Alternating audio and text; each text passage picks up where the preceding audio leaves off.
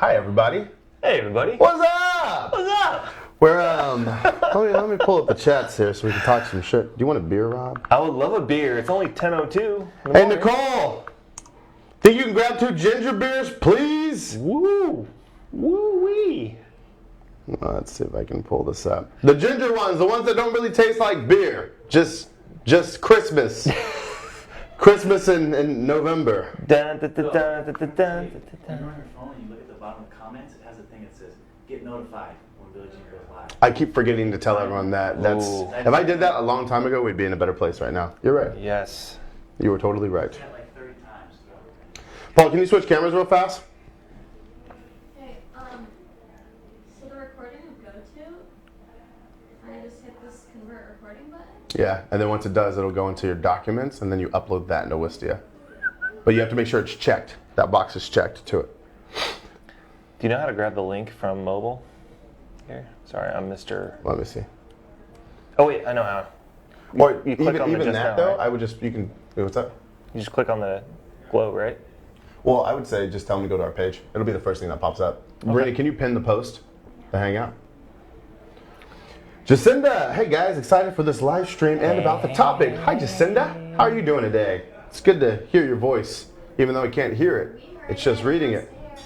Did you talk to Jacinda today? Jacinda, were you on the call? Nicole injured herself. Nicole injured herself? How? Yeah, she got a cramp in her leg. So, there's only one left. Oh. But I do have a Budweiser in my pocket. What? So, You know what? I'll do the Budweiser. I'll allow him to drink the goodness.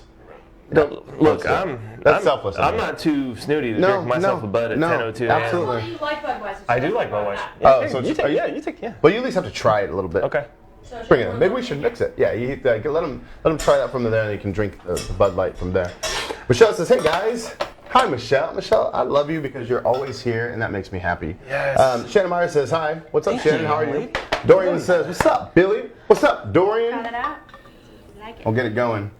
Now, every time we go live because of yesterday's, everyone's going to expect us to have alcohol. Yeah, I'm so This down is with that. back Yeah, so alcoholic episodes. This is what's They're the interesting best about odds. alcohol is it gets a bad rap because it really does. Because it kills people, Well, and it there's does. DUIs, and ruins lives. Okay, so there is all that. I'm not discounting any of that. Cheers, buddy. Wait, try that first. Okay. Yeah, But in mug this cheers. context, where we're not in a moving vehicle or hurting anybody else, Yeah. does wonders. Now that's true. Dave Mack says, "Let's go." Where are we going? Let's go. We're going? Are we going somewhere? Let's go. We're going? Dave, you gotta, before you do a live stream, you gotta give everyone a chance to pack in. Some people are late, and all those things. And we'll let people kind of jump in. But do you have a question that we can answer for you right now, Dave? Yeah. Dave Max. Oh, 2X, M-A-X-X. You're akin to my heart, brother, because I got the 2 B's. It's R-O-B-B. So There you go. Double B, yeah. Double X and B's. we're calling Dave double X. That's what we're calling That's right. Ashley says, "What's up, BG and Rob?" What's up, Ashley? Oh, Ash. Guys, did you see Ash's post with the client that he closed? That was one of my favorite evers. Oh, you showed the check? Yes. That was tight. Yeah. That was exceptional. Mr. Ashley Glenn, that was a big moment. I'm proud of you, man. That was a Cheers big to you, deal. brother. Out there closing like a beast. Now, does this have alcohol in it? Because it tastes like... Dave says, "Just want to hear this comparison. Exercise patience, my friend." There is? It does not Jacinda taste says, like... "Two drunk That's mark." It incredible. doesn't taste like alcohol at No. all. Really, did you try these yesterday? Yeah. It's good. You like it? We made like mules out of it, so it was like extra. And those were probably excellent. Want to say hi to everyone, Rena? Incredible. Rena's going to say hi, everybody. Which one? Their gangster boots on. If you stand right here, you can get both, I think. Yeah, just take like 3 steps back. Yeah, it's And then to like the this left. is what I've told people. People don't understand the level of fashion. That's in this office? Oh my gosh. It's going down, man. It's a, yeah, there it is. There's, Yeah, yep, there's there the you walkway. go. There you go. Go. Yeah, it's a show. Bye. Kevin says, "Modern day Mad Men, Bud Light instead of martinis." I Yeah. think that's well put, Kevin. And no cigarettes. And no suits. I need to get out to San Diego and drop some of my acting skills on BG Live Video. That's a good idea. Paul says, do you care that everyone can see your socks? Paul asked me, our camera guy, if I care that everyone can see my socks right now. To be honest, I wish, as I'm wiggling my feet here, I wish I had different color socks on, or like long slots, or socks, or tube socks, or something.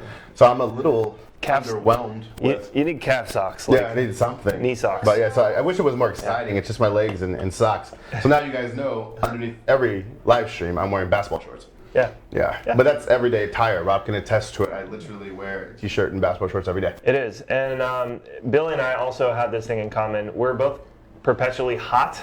And so, Yeah, AC. yeah, Billy wants the office freezing just like I like my office. And so Billy rocks the socks with the AC on.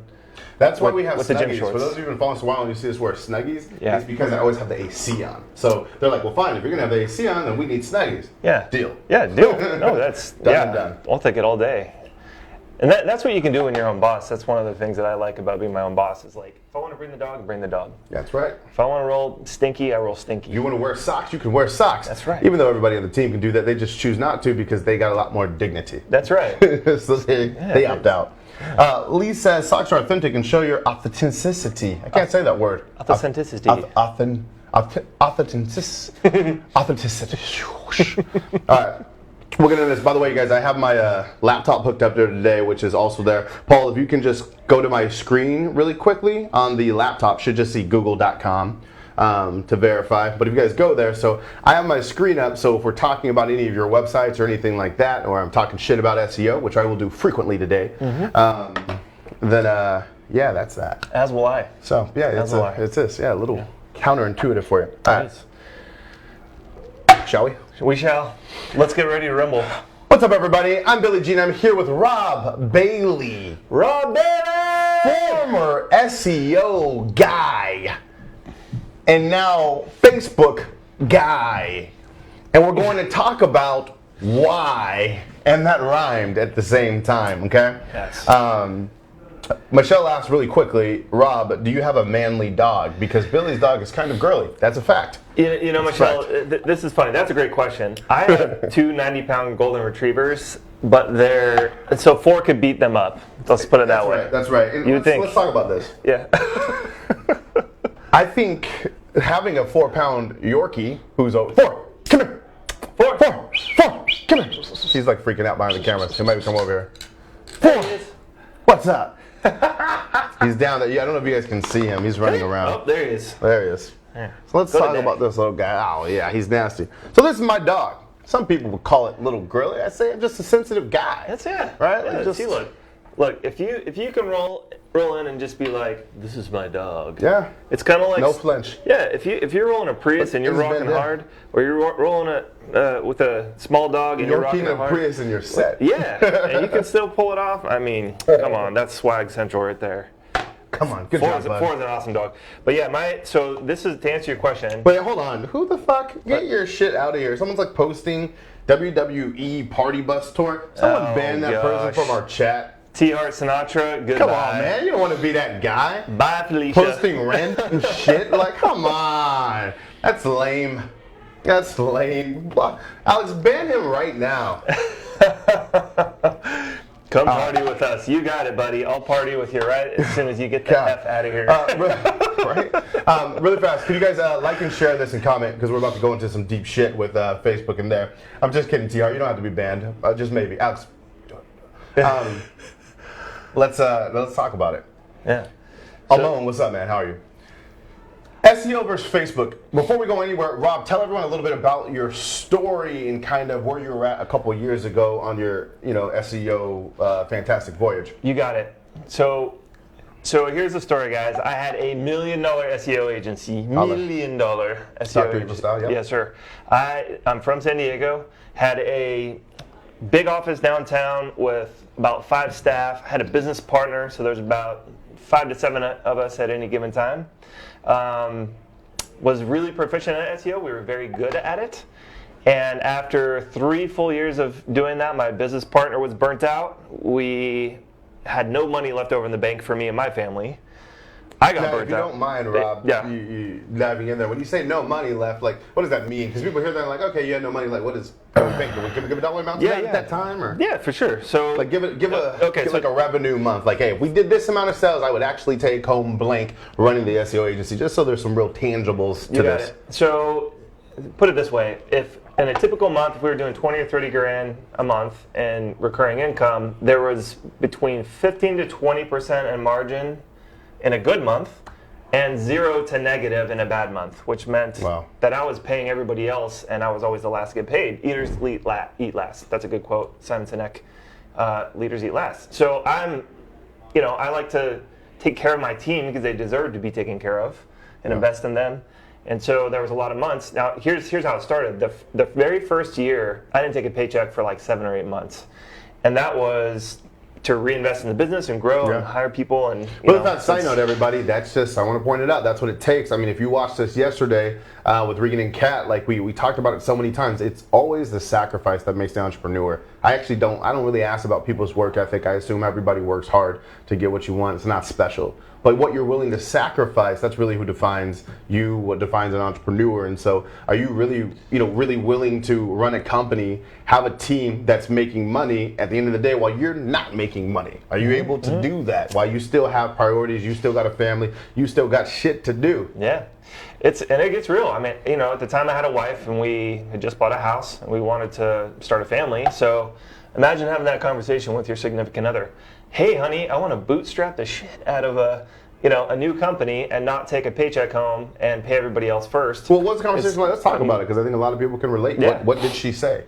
So here's what happened. So I had just like doubled an SEO agency owner's books in like 5 months right before I started my own agency.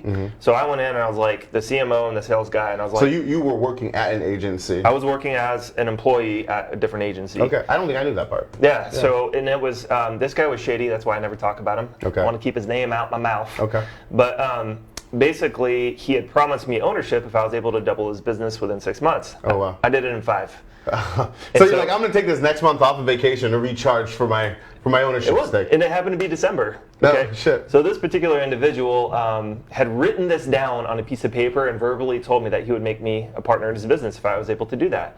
And I said, I don't mind hustling for 5 months to grow the business, and he was going to handle all the, the client work and the fulfillment.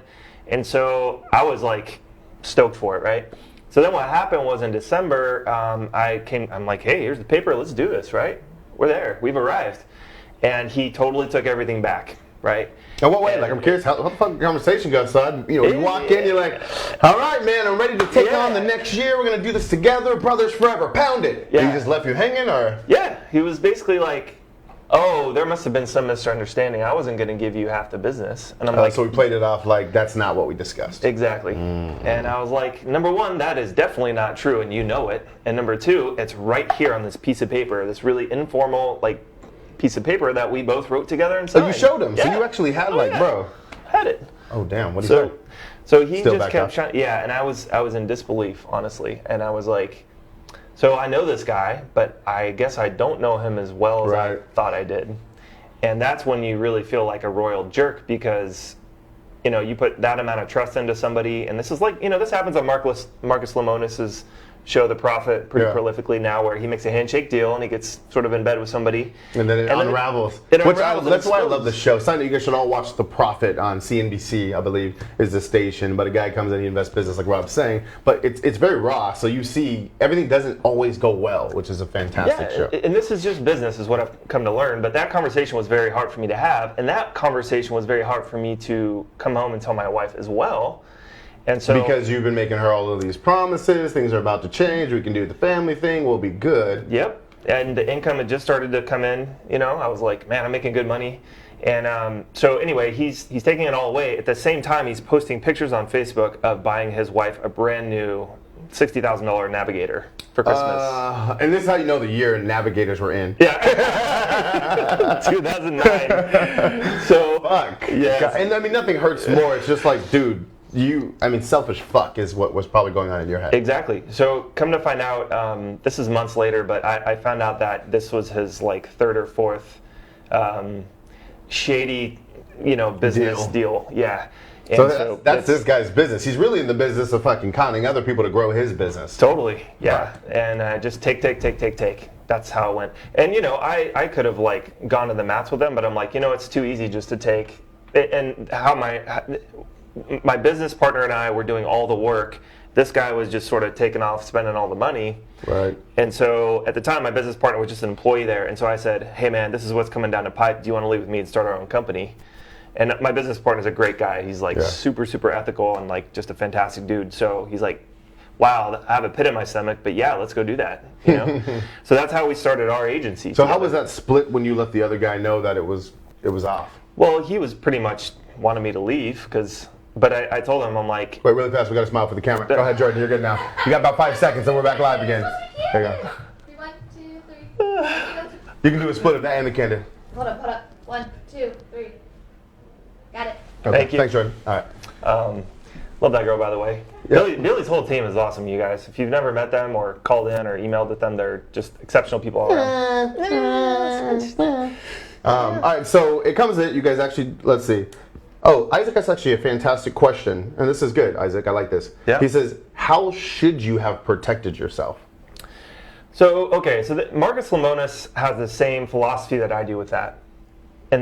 So I've been, just in my personal background, I've been through more legal things than I care to. Like, in my personal opinion, is if you get lawyers and legalities involved, when it has to do with a push or pull kind of thing where it's pretty equal, everybody loses. Right. That's my personal opinion. And me being an entrepreneur and an ethical entrepreneur, I wanted to serve the clients and the people in the business first and get out as fast as I could to start my own gig, because I had that confidence and ability level to go out and just make it happen. And everyone remember this. I'll tell you all this. And Paul, go camera 1 here so it's a little bit more zoomed and dramatic. There's so much fucking money out there. Yeah. There's so much money out there, like, whatever. Even if it feels like the end of the world and somebody owes you, get the fuck over it and move on. It's the best advice. You lost some money out of that, oh well. Get over it and go get some more. Yep. Okay. Indeed, yeah. So I could have gone 2 ways about it. So this is a great question. Who said that, Paul? That was Isaac. Isaac asked that. Yeah. So Isaac, I had a choice, right? I could either fight that tooth and nail and be stubborn and lose my ass and legal fees and have our clients be caught and some of our employees be caught in this weird legal battle thing for God knows how long. Honestly, it could take years, right? Mm-hmm. Or I could say, look, I'm ending the relationship. Here's what's fair. Here's what you promised to me on paper. If you don't make that good on that, then I'm just going to go start my own thing. That's totally within my rights to do. And I'm going to tell the clients that I'm leaving, and if they can make a choice. They can either come with me, and at that point we were doing all the work anyway. So you had a relationship? Yeah, I had all the relationships. And I'm just going to go start my own thing. So, What did he say? He was like, well, you can't just do that. And I was like, shut the fuck up. Yeah, you just take my money. You can go fucking eat my fucking hand. Exactly. Like, so at the end of the day, honestly, this is what I did. I did hire a lawyer, but I hired the lawyer to make sure that I could take the clients that I was owed, basically. And then you found out in California non-compete doesn't exist. Exactly.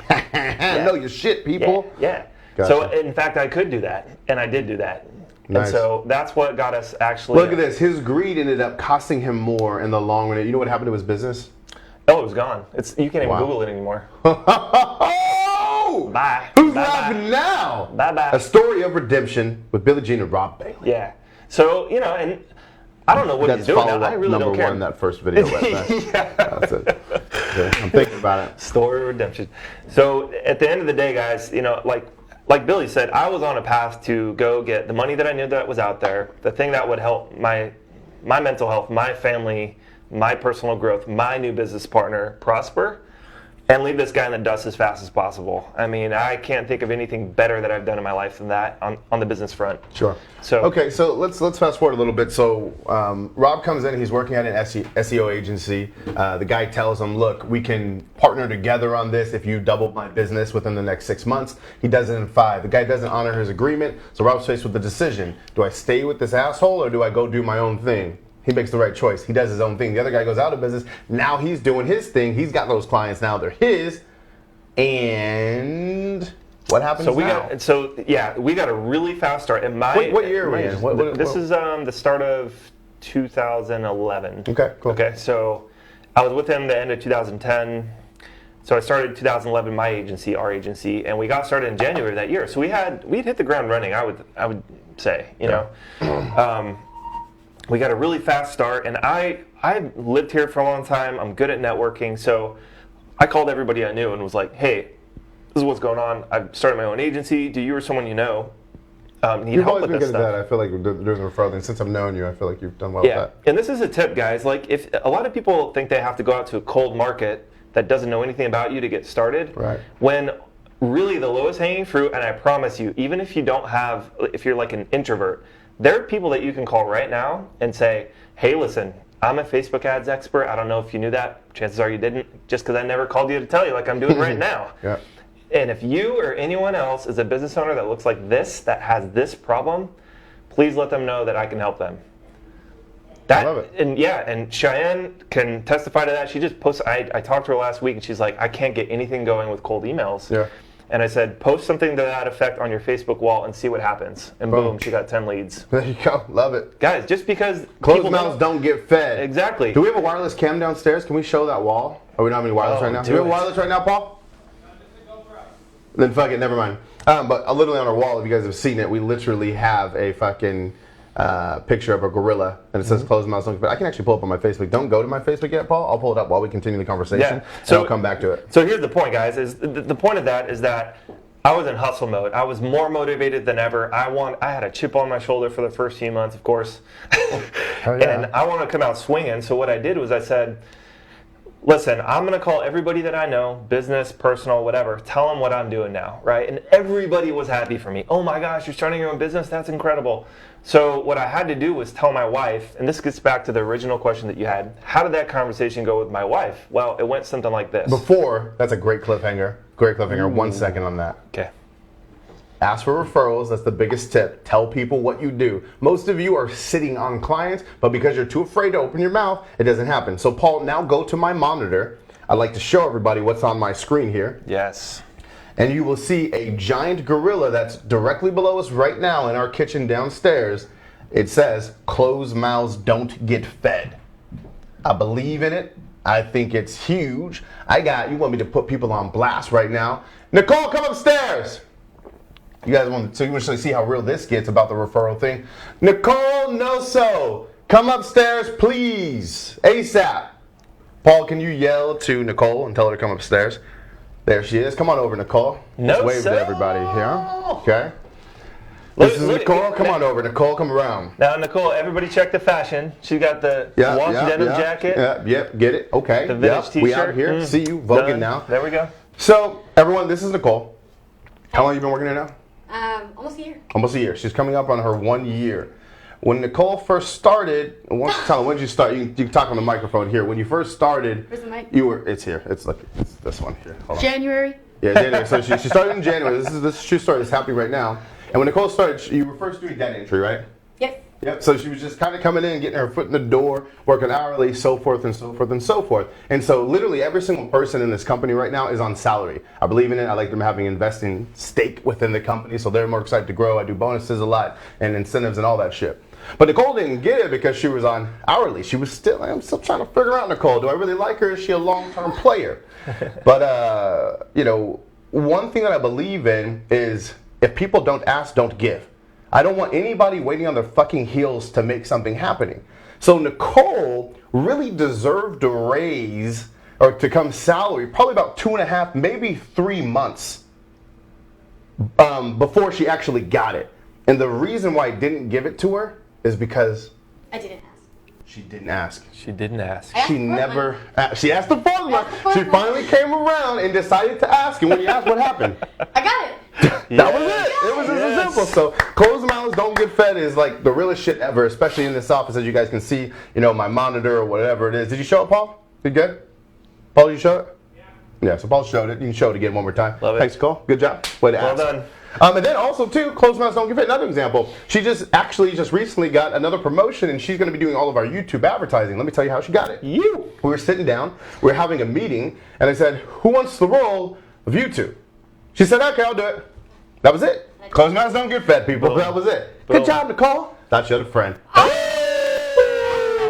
would never do you dirty like that. I sure That's did. awful. That's awful. All right. Okay. Good. Good. Yeah. So good story. So Rob's saying, hey, he just freaking let people know what he was doing. Nicole was asking people for stuff. Closed mouths don't get fed. Did you show the gorilla? I keep missing it when I said, but you did show it. You guys saw the gorilla? Someone says, the gorilla has a gold tooth. I'm feeling it. I am too. Okay, The cool. gold tooth.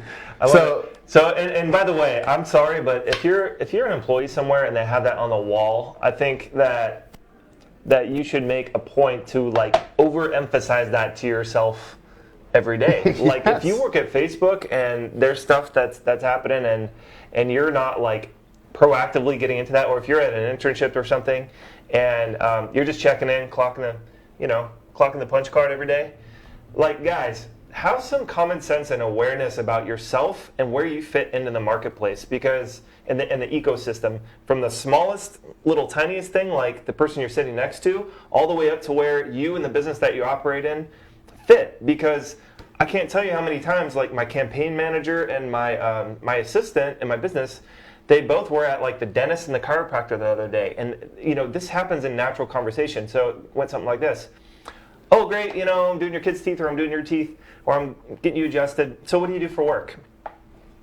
Got a marketing to help people like you find customers. Exactly, right? So get good at being aware of that, okay? Because like 9 times out of 10 people just go, like they'll walk out and they go, damn, why didn't I say to someone? Mm-hmm. And if you do find yourself in that spot where you didn't do it, walk back inside. Exactly. It's not over. Pick up the fucking phone. Yeah. Call.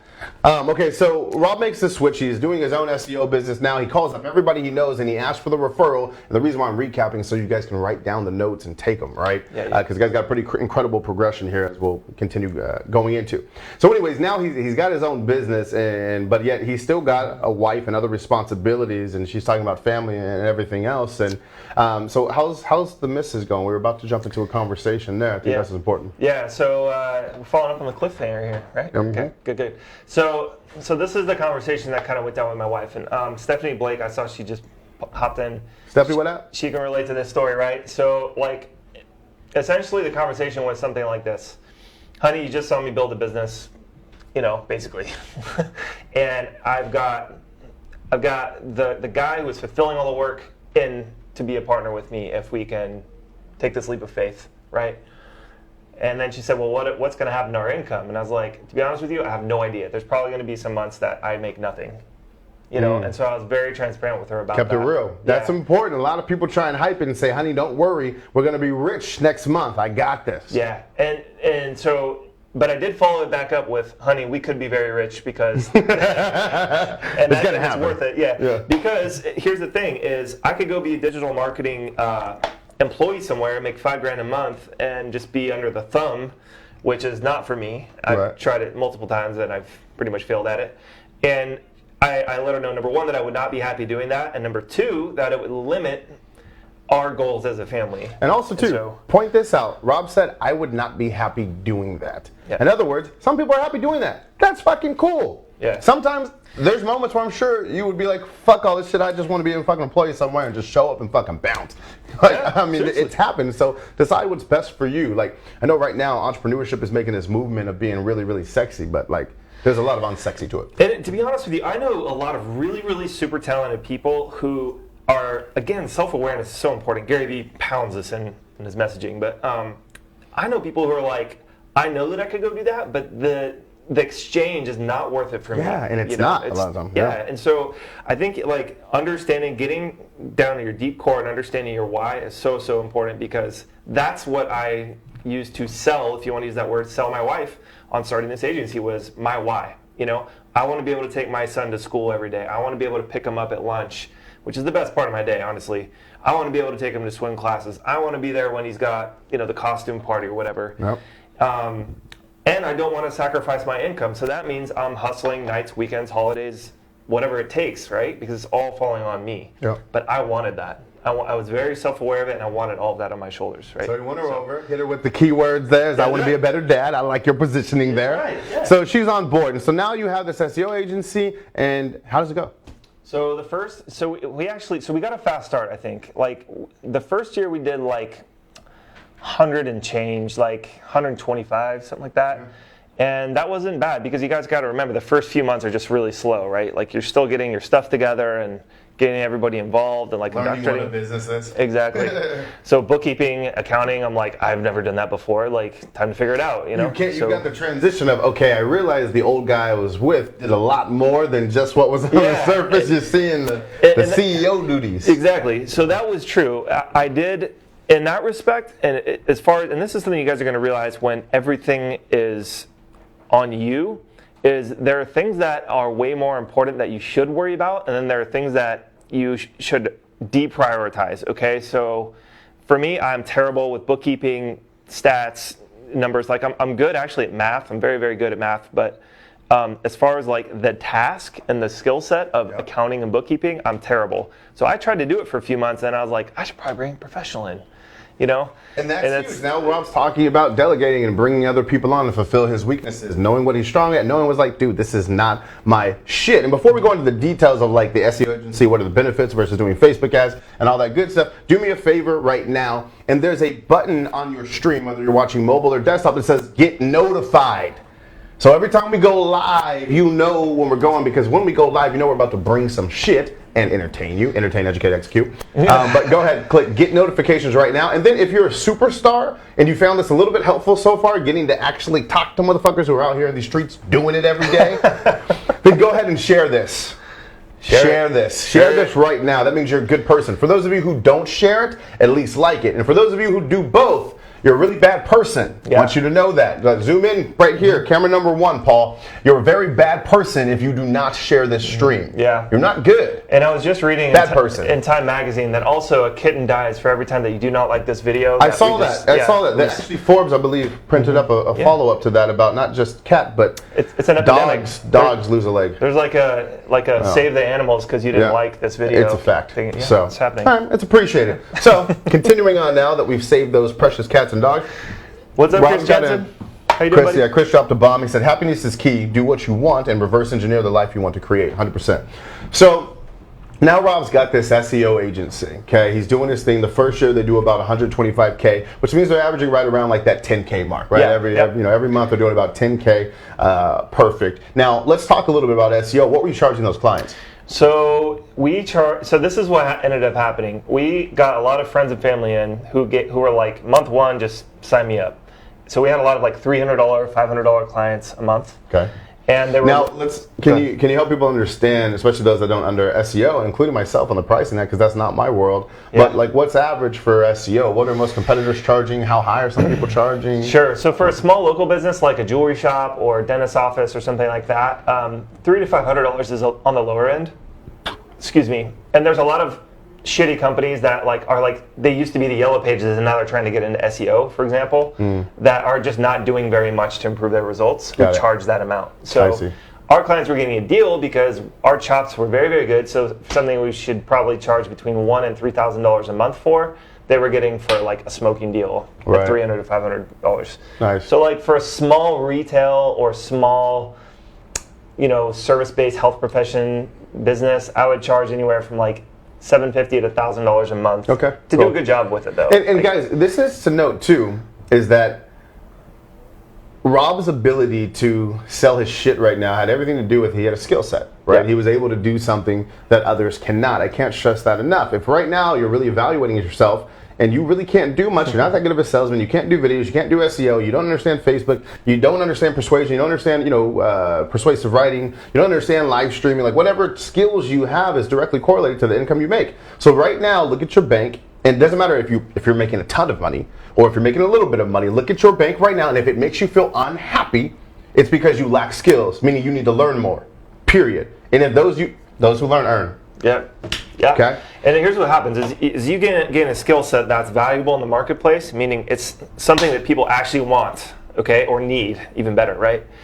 And what ends up happening is the more that you serve people with that skill set, the more that you earn. There's something that I've been saying, like, I should make a t-shirt or a meme or something, but it's serve more, earn more. It's very simple. So first you need to acquire the skill set, right? It's over here. And then once you acquire the skill set, serve more, earn more. That's exactly how service-based businesses work.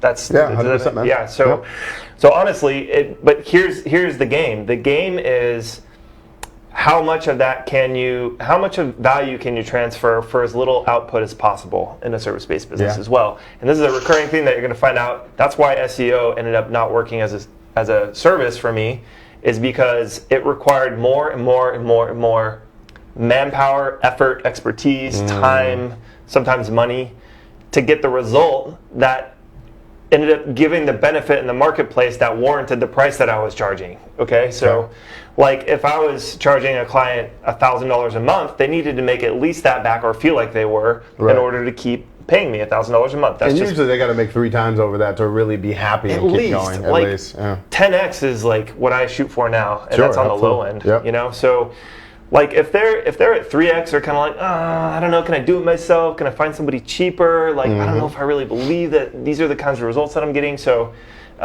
really, what ends up happening is you figure out real quickly that the skill set that you have to get really good at spending the time and the energy and being super efficient on the right things. So going with skill set, again, I always like to dumb things down and simplify them, even for this group of marketers who are watching right now. What is SEO? 1 or 2 sentences. Give us the short. So search engine optimization is basically the practice of improving your website on your site itself and doing off-site activity in order to get Facebook or Google's algorithm in particular to rank your website higher in the search results. Gotcha. So the benefit of SEO is when people are actually searching for stuff like I need to find a dentist, my tooth hurts. Yes. That person actually shows up. Exactly. So here's a great example. Your car breaks down on the freeway.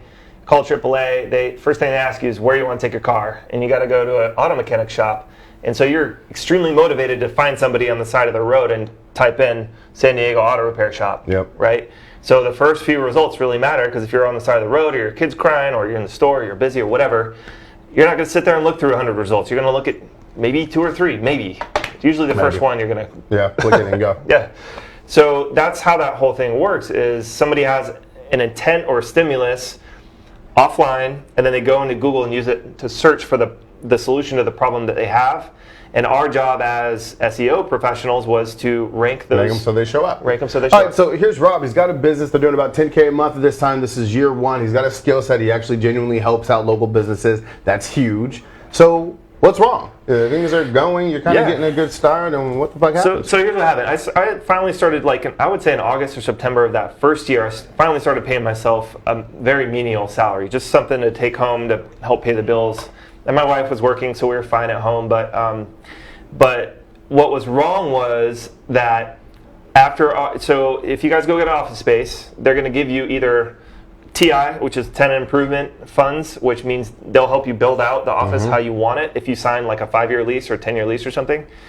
Or like in our case, we said, well, we don't need you to build anything new, so we'll take like 5 free months of rent in exchange for that. So that's the value exchange we wanted. So about that time, number 1, I had to start paying a couple grand a month in rent. Okay, so it started to become real. Yeah. All of a sudden the free was over and you're like, oh shit, you want this money? You sure? Free was over. We had 2 interns at the time. And what kind of agreement did you sign? Also, when you guys are going with commercial property, and I say this because I know a lot of you are working from your house right now, but as you start to scale, right, and you need a spot, you're going to be like, all right, I want to do this, and you're going to think it's like renting an apartment or something where it's like, all right, 6 months, 9 months, 12 months, 13-month lease. Yeah. No, my friends, commercially, they're going to try and lease trap you in for about 5 years. Yeah, 5 is kind of the minimum, I would say. Yep. It's hard to get away from that. So what I did was, I have a background in real estate before I started doing all this digital marketing stuff. And basically what I did was I found a building that the rates were under market rates. And so I went to them and I found out that the building owner was trying to sell the building. So he was trying to get all the spaces leased up so he could sell it for as much as possible. So he was kind of offering some deals. So I said, well, listen, I'll sign a 2-year lease with an option for 5. If you give us 5 free months and you give us the unit that we want at this price. And at first they're like, no. And then they call us back and they're like, okay, we just realized we ain't got shit else. So yeah, Rob, you still interested in doing that deal? Yeah, and it was funny because we actually had moved in and we kind of like, it was like, more of a bro deal, like, hey, verbally, like, this is what's going to happen. You're going to sign an agreement, but I'm going to hook you guys up. That's kind of how it was. And the guy who was managing the building, his office was also in the building, so I could just walk to his office and talk to him. And really fast, you guys, if you have questions, type them in right now. We'll answer them as we go. But as you're going and you think of something, go ahead and type it in real fast. And then when we kind of take a little break, we'll make sure that we actually get into that. But there's still a lot more we need to cover. So he finds a place to rent. He's in this lease. And so where does things start to get when did the challenge come? So here's what happened. So I was like, okay, so that bill is hitting. The intern that we'd had, there was actually 2 of them. One of them was super interested and wanted to stay. Another guy was just kind of like, I'm out, right? Yeah. So, but this guy was valuable. He was helping us fulfill the work. So I said, let me snatch him up and hire him on a contractor basis, just a month-to-month basis. And if he ends up working out well, then I'll hire him as an employee. That was my intent. So I was paying myself a little bit, this new intern, and also my business partner. And so if you guys do some quick math, 10 grand a month does not get you very far if you're paying 3 people and now you've got rent and bills. Okay, so I was about at break even. That's what I was doing every month, was about break even. And then whatever was left, I was actually adjusting my paycheck based off of whatever was left in the account. Okay. So it was crazy. So you were running on fumes too, meaning you had no money in the bank account. If something bad did happen where you had to pay for it, you would have been fucked. Scary shit. If a Google update would have happened at the end of that year, I probably would have closed up shop and just gone back to being a freelancer and be like... And realize the vulnerability in that, right? Like his whole entire business is depending if Google's in a good mood, right? If Google just decides to change some stuff and all of his clients are unhappy and he loses them, and you're in a position where you're living business paycheck to paycheck, that's a scary spot to be in. It probably leads to a lot of no sleep, etc. Exactly. And so I think people don't understand the true cost of being in business, right? You need to have enough money in your bank account to where you can fucking at least survive for another, they say 6 months is like a good rule of thumb, and shoot for that. Now when your company really grows and you take an agency like ours, I have to have serious capital on hand to keep us afloat for 6 months. And then also too, with Facebook or Google, whatever it is, let's just pretend the internet stops working. How am I going to generate money for our company when we rely on paid advertisement? Well, that's because we have our own distribution now, which is our email list, right? So we have a big email list of really, really smart marketers that even if that did go to shit for a while, we have reserves of cash in the bank, and we can start making offers to people who already know, like, and trust us and don't have to depend on these external services. And that's why people say building a list. And I hate that term because it doesn't really, there's no meaning to it. It's more about getting your own distribution. Right, being able to reach your audience on demand. Your ability to reach your audience on demand is really how strong you are as a company, right? So that's why you take Facebook is they reach everyone in the world. It's crazy. Yeah, totally. But go ahead. And what's up, Sam? I see your chat. Yeah. So, Kevin Davis is a really smart agency owner. He's extremely selective, and he's got good discipline, right? So this is what it boils down to is if you're acting out of desperation, you make bad decisions. Every time. And if something dramatic happens you're fucked. That you can't control, then you're fucked. So, the moral of the story is don't put yourself in a position where you have no assets if one big bad thing was to happen. Yep. And number 2, give yourself enough. Those are the dangers most SEO people are it's incredible. doing. I would say most of them I've ever met. No, so here's the thing. The other thing that I learned that first year, which was if you are serving clients in this way and you don't set their expectations right to harness, like they're in danger too, right? Yeah. Because what ended up happening with my SEO clients was they were very passive about it. They just wanted to pay their bill and let the business come to them. Yep. And that only goes so far in business. Like in real estate in particular, there was a lot of people who were in the real estate industry who did not build assets when it was good. And then the second that the market dipped, like all these real estate agents were out of business. Yeah. All these brokers were out of business. All of these lenders were out of business because they didn't focus on building assets to get them through those dips. Okay? And what do you mean when you say that, building assets to get them through those dips? Email list. Texts, phone numbers, addresses. Cash in the bank, email list, cash in the bank.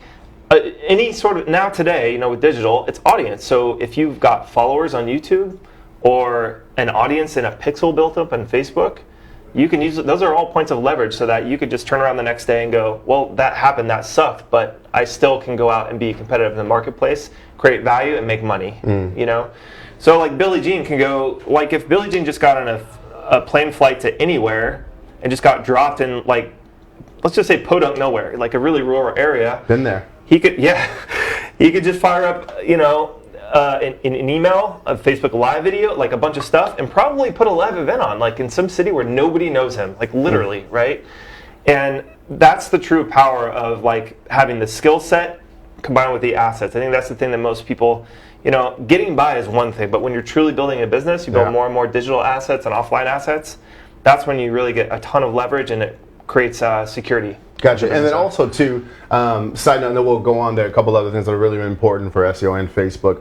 One thing is having a list, having distribution, right? Having names, emails, phone numbers. The reality is you can purchase those things, but if those people don't actually know who you are and you don't have a relationship with them, then your list doesn't actually mean anything. It means virtually nothing, right? You can have a list of fucking 300 people, but they open up all your emails and they love you, and that could be stronger than sometimes when people have a list of 10,000 people who are just names because they fucking downloaded your ebook, but they never fucking read it and don't know who you are. Which the great way for list building for us has been webinars. Because not only are people opting in, giving us their information and saying, yes, send us shit, but they're also getting to experience, myself, our team, our environment for long periods of time. So the rest of the time we're emailing, I'm like, oh shit, that's the guy whose training I went to who really helped me. Exactly. Yeah, so it's what I would call equity in the bank. Is like if you can build up goodwill with an amount of people that continually grows every month, when you go to ask them for something or sell them something, it's just gonna be a lot easier. I mean, Gary Vee talks about this a lot. He's got this whole premise that he's constantly flooding the marketplace with value so that when he goes to sell a book or ask somebody to buy something or talk to a client, there's very little he needs to do after that. It seemingly comes to him, right? Yep. So we can all do that too on a much smaller scale, of course, but we can all do that too in our own business. Even if you're only helping like 3 to 5 people in your business per month, you can still build it month by month, little by little, bit by bit, so that you're not in a place of desperation if something bad happens. And the reason why we're talking about like a lot of bad stuff is because my SEO agency eventually failed. And that's why I decided to put this on the screen. That was my choice. We didn't do that to him. That was my choice. But guys, I just didn't do enough of these things to make it to when the times got really tough that I could make it through that period. And that's why I ended up shutting the doors to my SEO agency. Well, let's just talk about some and I see some comments in here, and keep typing, we'll get to them in a second, you guys. But let's talk about the cons and pros of SEO for a moment. So if you had to just kind of jot down, having you been in those shoes, had the agency, had the office downtown, what were the downsides to having that agency? Just in general? Yeah, just like what were some things that you didn't like and what were some things you liked? Yeah, okay, good. So this is a good question. The downsides were more than the upsides, to be honest. Okay. Here's one thing that I did not understand when I opened the doors to my SEO agency, that you guys have the benefit of learning here today. And that's why we're doing this, by the way, so everybody can learn. But honestly, when I started my agency, I thought that when you start small like this, as your income and your client base grows, so do your expenses? No, your offerings. So what it slowly started happening between, I would say, month 6 and the end of year 3 was we became a generalist and a jack of all trades at our agency, and there's only 5 of us. So we were not a specialist at anything. And so when you were growing, it wasn't because, like when I say growing, making more money, it wasn't because you guys were doing the same thing over and over again. It was, all right, we have these clients, now let's also offer to do X, Y, and Z. Yeah, so it went a little something like this.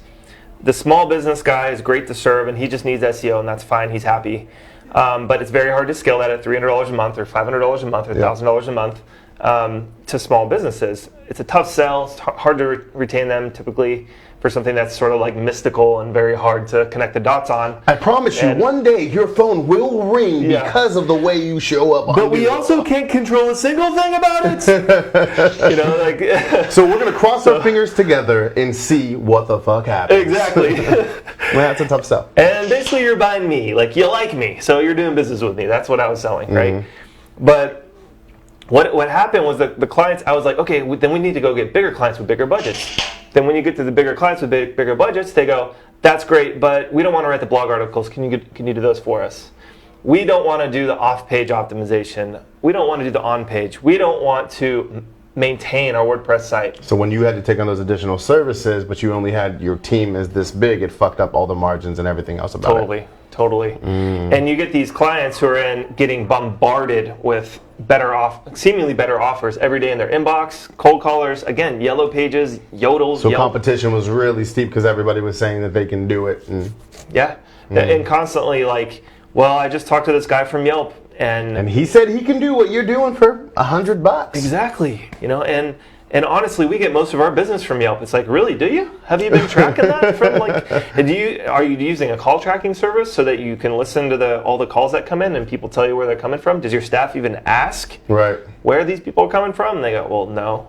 It's like, so how do you know that to be true? I'm not being a dick. I'm just asking you. Gotcha. How in the world do you know that to be true? So here you are in the midst of all of this. You scale the business and, you guys are doing your thing. But then how long were you doing that, realizing that at the end of the day, you weren't really bringing that much money home? So this is incredible. I got to turn this shit on silent. Hold on 1 second. Yeah, there's like texts. Those are texts and emails and everything else. Holy cow. Billy's blown up over here, guys. Yeah, let's see here. Hey, somebody just posted for the Empower Network. Oh, that's awesome. So honestly, like here's what happened, guys, is we figured out that in our best year, and we did like 350 that year, we did all kinds of stuff, but our margin that year was like 15%. Tell everyone what that means, 15%. Because a lot of people aren't using P&Ls and realize that, especially like I'm talking to you like solopreneurs, right? A lot of people in the digital space, you kind of just have this laptop, but you don't actually run your business like a real business. So when you say 15% margin, what does that mean to someone at home? Okay, so if you were a freelancer at home and you did everything, and you charged $3,000 a month and you didn't have any expenses, let's just say you didn't have any expenses, you would have 100% margin, meaning every single dollar that came into your business, you would keep. If you charge the clients $3,000, they paid you $3,000, you had no expenses, you'd have 100% margin and you'd keep it all. If you had 50% margin, half of that income would be expenses, half of it would be profit. So $1,500 would be allocated to expenses, $1,500 would be profit, right? Well, when you get to as you grow and you hire staff and you have office space and expenses and everything, that margin gets smaller. And in a typical agency, like 20% is considered good, believe it or not. Good margin, meaning if you bill $100,000, you only keep $20,000. That's what's left in your bank account after you pay everybody and everything down for the month, right? So, like for my agency, after doing $350,000, I was jumping up and down, going like, "That was a great year. Everybody's getting bonuses." But there's only 15% of that left over in the bank account for guess who? Me. And you're like, I'm doing a whole bunch of work to just get this. That's right. I'm like, I could have 3 good clients, be at home in my underwear for most of the day, playing Xbox and watching Netflix, and collect the same amount of money. So why? And then I'll tell you what happens too is when you start to realize that problem that Rob created for himself, not knowing, right, is you start to get a certain amount of resentment for your clients, for your team. For your clients. One, your clients are like, fuck you, you're not even paying me that much, and you're the one who set up the pricing, so you're mad at them. Then you're at your team and you're like, god damn, like, you're so ungrateful because I do this and da-da-da. You start having all of this shit that you're bringing down to your squad and the people around you, when realistically, you dug your own fucking grave. Right? So I think the best thing any business owner can do, take accountability for everything that happens within your business. Even if it's not quote unquote your fault, the strongest thing that you can tell yourself is everything is your fault. Because when you take ownership, that means you can change everything. And when something's not going right, you can make a fucking change. Winners take blame for everything. Losers point fingers at everything. Remember that. So here's Rob. He's kind of having these challenges. He's doing some self-reflection. Like, dude, I thought we killed it this year, but I guess we didn't. And then he decides to do what from there? How did transition? How did we connect? How did we get involved in all of this? Yeah, absolutely. So I'll just wrap up the end of year 3. Year 3 was a lot like year 2. It was pretty much the same. The difference was we lost some clients that were super reliable for a couple years, and my business partner was working himself to the bone. He was just getting super burnt out, doing lots of late nights and things like that. And his wants and needs as a person and as an entrepreneur changed. So at the end of year 3, we decided to close up shop.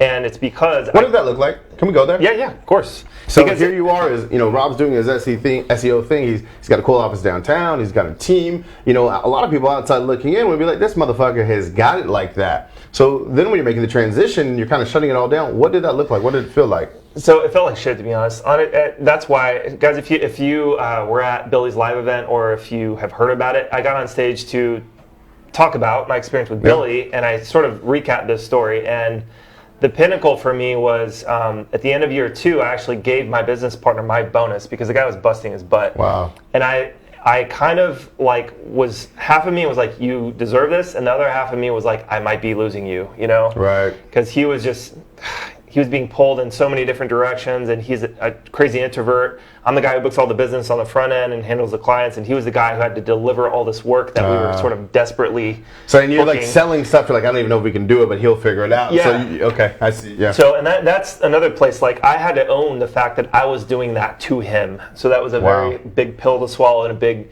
like, put my big good job for owning that. Yeah, a lot of people wouldn't. And I told him that at the end. I was like, look, dude, that, you know, the third year was a lot of that transpiring, and he's like, look, I think I want to go back to being a freelancer, and I love developing. I just want to be a developer, and I want to snowboard in the winters, you know, and be on a mountain and just do my own thing. And that's my happy place. And I was like, dude, I totally respect that, man. Yeah. And it's my fault for doing all this stuff. And so I'm actually really glad you said that. I want to talk about it for a second because I've had both sides of this train, so to speak. But definitely had it when I was working by myself. I was making a good amount of money, and I was making a good amount of money living at my mom's house. So, you know, a lot of you know I started this at my mom's upstairs. But don't get it twisted. There was a lot of times there I was broke as shit and didn't have anything, and like mom was just cooking dinner and stuff, and that was great. But there was other times where I made a lot of money, and I was just sitting upstairs chilling. His mom was still cooking dinner, and that made me happy for a while, you know. But his partner came to the realization, like, dude, this isn't for me. I don't want to go through this challenge, you know, whatever it is. And that's okay. But I think a lot of people don't realize the difference between providing a service and running a business. Running a business requires a completely different set of skill set, a different type of mental rigor. And I honestly don't believe you even know if you like it until you go through the experience. So I think what really defines you as an entrepreneur is you had that experience but still continued on the journey, and then he decided to go a different route and says, this entrepreneurship thing is not for me. Neither one of them is right. They're both just chasing happiness and doing what's right for them. Exactly.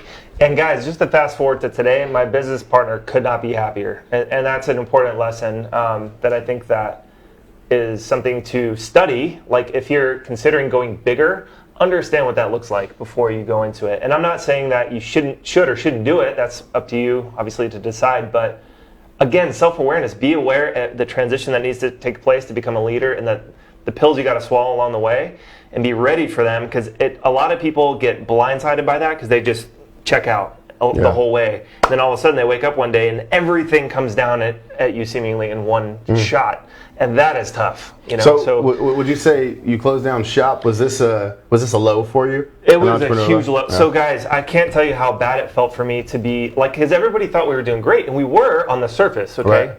But underneath it all, like, you know, my wife and I had just had our second baby at the end of the third year, and I was negotiating with the same guy that helped us get into that space to get us out. Just 3 years later. Hey, give me this deal, man. Yeah. But I got to go now. And so he's like, well, I'm happy to get you out, but we got to look around and find somebody to sublease you. And the owner it was a new owner, so the new owner of the building has to approve it.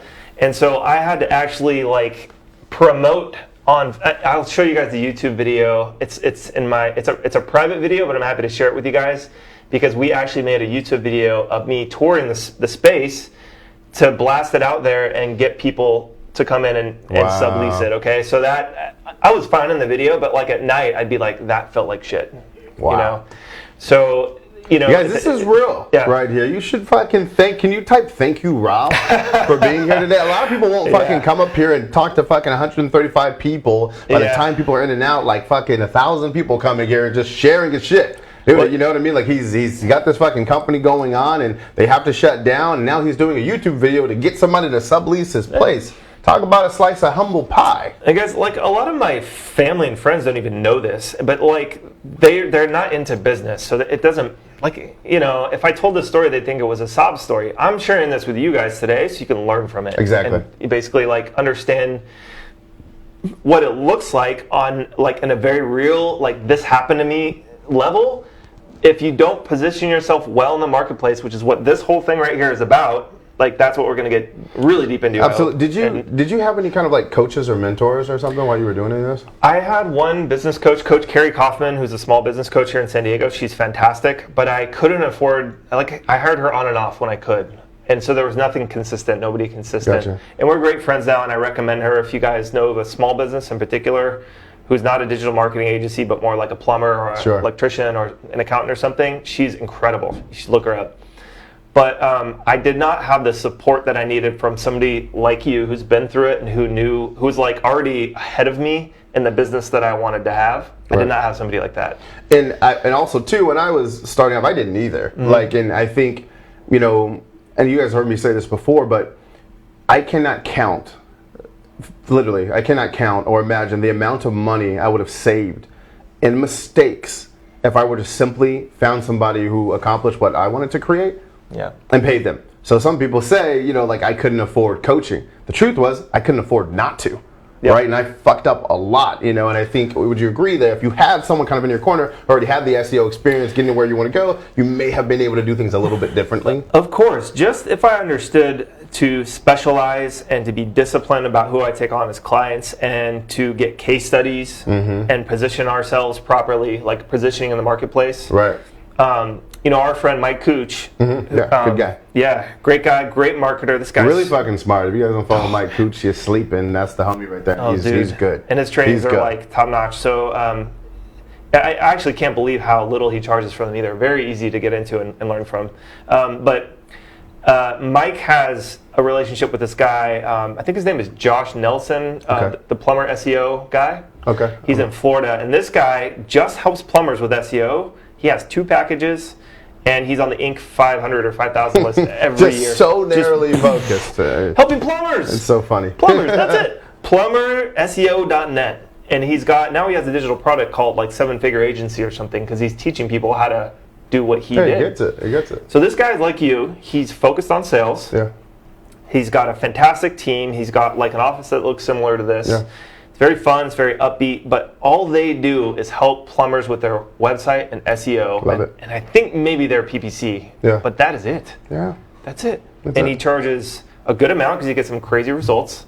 He installs all the things to show them and he's doing the damn ROI. thing. He's giving them, what they want. Love it. So here's the question. How did you go from closing up shop to then what? So does anybody else want to know this? I wouldn't know this. So here it is. It's kind of like this low, and we all have these entrepreneur lows. They're moments. They're temporary. They come and they go, whatever. Fucking you get over them. So how did you get over this? How did you shift it? What did your wife say?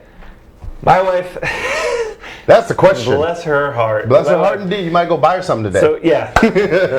I bought her an edition last year. Nice. I bought her a master bedroom just to show you guys I'm not like a total fucking shitbag.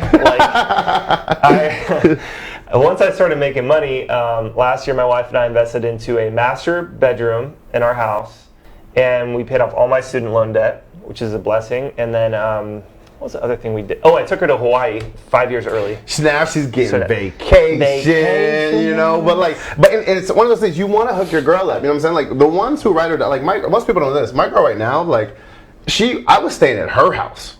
Yeah, I was living at my mom's house, but then I was at her house, and she had a cool job. They used to hook us up with tickets to concerts, and I didn't have shit. I didn't really know what I wanted to do. I was trying to figure stuff out. But now it just literally there's nothing that she could ask me for that. Yeah, baby, whatever. I would never. I don't even just go do what you do. Yeah, right. You know that you remember the ones who hold you down. You remember the one who's in your corner and is watching you make mistake after mistake. And she at this point she probably questioned shit like, oh my god, what's happening with our family? Yeah, listen, we had some real conversations where she's like, honey, I think it's time for you to go get a job. You know, and she is the safe, secure, she's worked since the day she got out of college, she had a job. My mom still tells me to get a job. Yeah. I'm not playing. My mom is like, go get your fucking degree and go get a job, Billy. Seriously. What's going on? So, Billy, instead of building 7-figure business, don't you think it's a good idea to go get your PhD? You know? She's funny, man. Yeah. But my mom and my family and some of my friends who don't understand this business stuff, they still ask me, so how's your job, honey? You know, and I'm like, well, I don't have a job anymore. I run a business, but it's going great. You know? Yeah. And they don't understand the difference, and that's fine. But so this is, I had to talk to my wife several times about this because she's worked so hard her whole life. She's a great earner, great saver, and she has just been the steady course. Put the work in, you get that's the rock right there. And that's something that we have in common that we both respect. And to be honest, if I was not making it and being lazy, she would have a much bigger problem with it. With you taking shots and just not getting it necessarily. And just going for it. Well, so let's talk how we met. So here we go. Now you guys know Rob's stories. You know where he came in. We've talked about the SEO thing, the challenges, the margins, the inconsistency, the no predictability, the taking forever to get clients results, the voodoo that you have to sell because clients don't understand technology, but you're trying to explain to them backlinks and everything else, and they give zero fucking fucks about it. All they know is they've been paying you $3,000 for the last 6 months, and they have no idea if it's working. That is not a consistent and predictable business, and that's how you end up losing clients and putting videos on YouTube. That happens. Now Rob comes into a transition. He does some face. What happened here? How we make the shift? So this is super like I don't know if you guys believe in fate or not, but this is so crazy. Like the last year of our agency, we had a couple clients. Since we were a jack of all trades agency and we did whatever the hell they asked. Yeah. There was like 2 of them that asked for us to do Facebook ads. Were you meeting with clients in person too? It's about 50-50. Okay. Yeah. But a lot of it was in person. So what was crazy was I was like, this was fairly easy to fulfill on, and I had no idea what I was doing. But I knew that if I could drive, like the marketing basis, if you could drive targeted traffic to a landing page and test the results, you could get like a pretty good little like mini funnel going, right? Yeah. So we did that for one client in particular, and then another client was just basically like, get us massive exposure and we'll sell shit. Yeah. You know? So this is what happened. After the 3rd year and after we closed the doors in January of the first month where I was like, I don't know what the hell I'm going to do. Right. I tore our agency apart. I tore all the books open. I printed out all of our clients, how much they paid us, what services we provided. If I could calculate how much time and effort we put into it or money into it, I did that. And why did you do that? Because I was trying to figure out where I went wrong, and I was reading a lot of bad advice, I think, at the time. Like, all the free blogs out there are like, make a comprehensive plan, provide a comprehensive solution, and that just didn't work for me. Right. So I was digging in people. Really fast. Good job to you, Rob, for doing something that you all know you should be doing, learning from our mistakes. Exactly. Like proactively taking the time to do your homework and saying, where did I go wrong so next time I can go right? Yeah. So I had 1 or 2 clients that were just sort of like my last shining hope. And my wife, this is like one of the times where my wife's like, you should probably go get a job. Yeah. And I'm like, honey, just give me a couple months. I got a few clients, but if I can figure this out in the next 2-3 months, then like, I think I can still make it. And I was telling her that I was going back and like licking my wounds and trying to figure it out and seeing where I went wrong, taking responsibility for it, right? So what I did was I started following people who are saying, don't do that, do this. Meaning specialize, niche down, have a skill set that almost nobody else has. Mm-hmm. Be the best in a small space first and then grow and be more general from there. And so a lot of those people were, creatives and different kind of digital marketing professionals. And almost all of them were saying, you should at least do 1 of 2 of these. You should be a specialist in one area, meaning like one tactic. Yeah. And you should be niche focused within that, and you will by far be way more successful than if you had this big agency. If you do one or the other, you'll be fine. If you do both, you're going to have almost and the mind living in scarcity says, but if I do that, then I'll miss all these clients. Yeah. Oh, you don't realize that there's so many clients and so much money. Like that's never going to be an issue. It's never going to be an issue where there's like just shut the fuck up. It's wrong. This is something that blew my mind. So a lot of people say this theoretically, like, well, if you only get 10 clients at $1,000 a month, that's 10 grand a month. And I'm like, well, yeah, but I don't have 10 clients. I don't know 10 plumbers. I just don't. Right. And so your mind immediately stops and it goes, well, I'm going to take whatever is the easiest, lowest hanging fruit, and you think about the money and the scarcity and the desperation before you think about whether that's a smart decision or not, right? And so, but there's a guy that put it this way. He's like, work your numbers backwards. Figure out what your income is. Divide it by your average monthly client for X service, whatever that one service you're going to provide is. And then figure out how many clients it takes to do it that way. Yeah. And then he's like, now go Google how many people are in, like how many plumbers are there in San Diego? Tens of thousands, people. I'm not kidding you. How many of those do you need $1,000 a month to make 10 grand a month? And I'm just using a number that I know that everybody out there wants. Right. You don't need employees to do that. So what if you just did Facebook ads for plumbers in San Diego, you would never, ever, ever, ever, ever, ever, ever, ever, ever be able to service them all. No way. Never. So why get more generic than that? Like, why?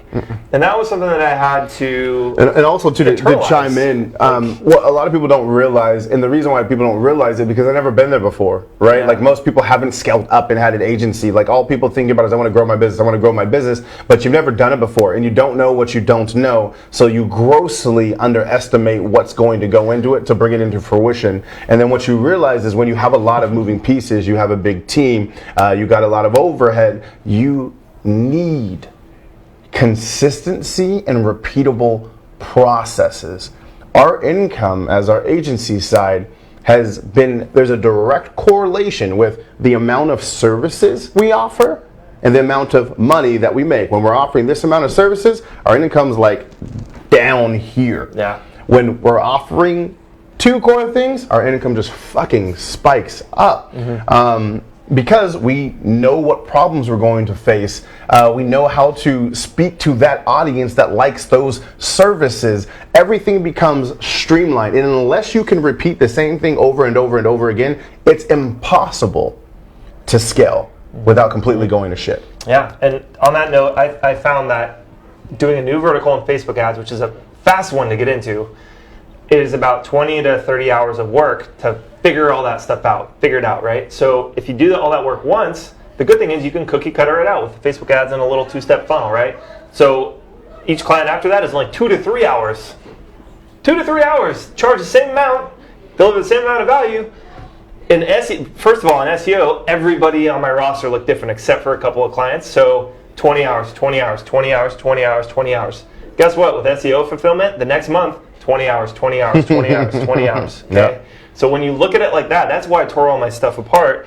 When you look at it like that, and you go, well, do I want to do all that work? Can I do all that work?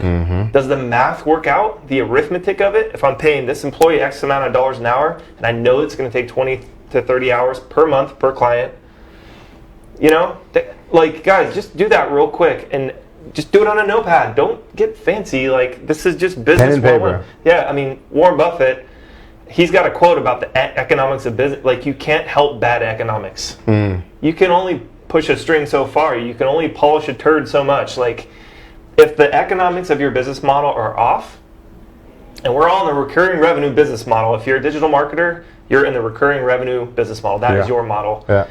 The name of the game is how many clients can I book at X amount of dollars, and how much margin can I get for that client, and how long can I retain that client? That's it. So, and you want to go direct comparisons from Facebook to SEO.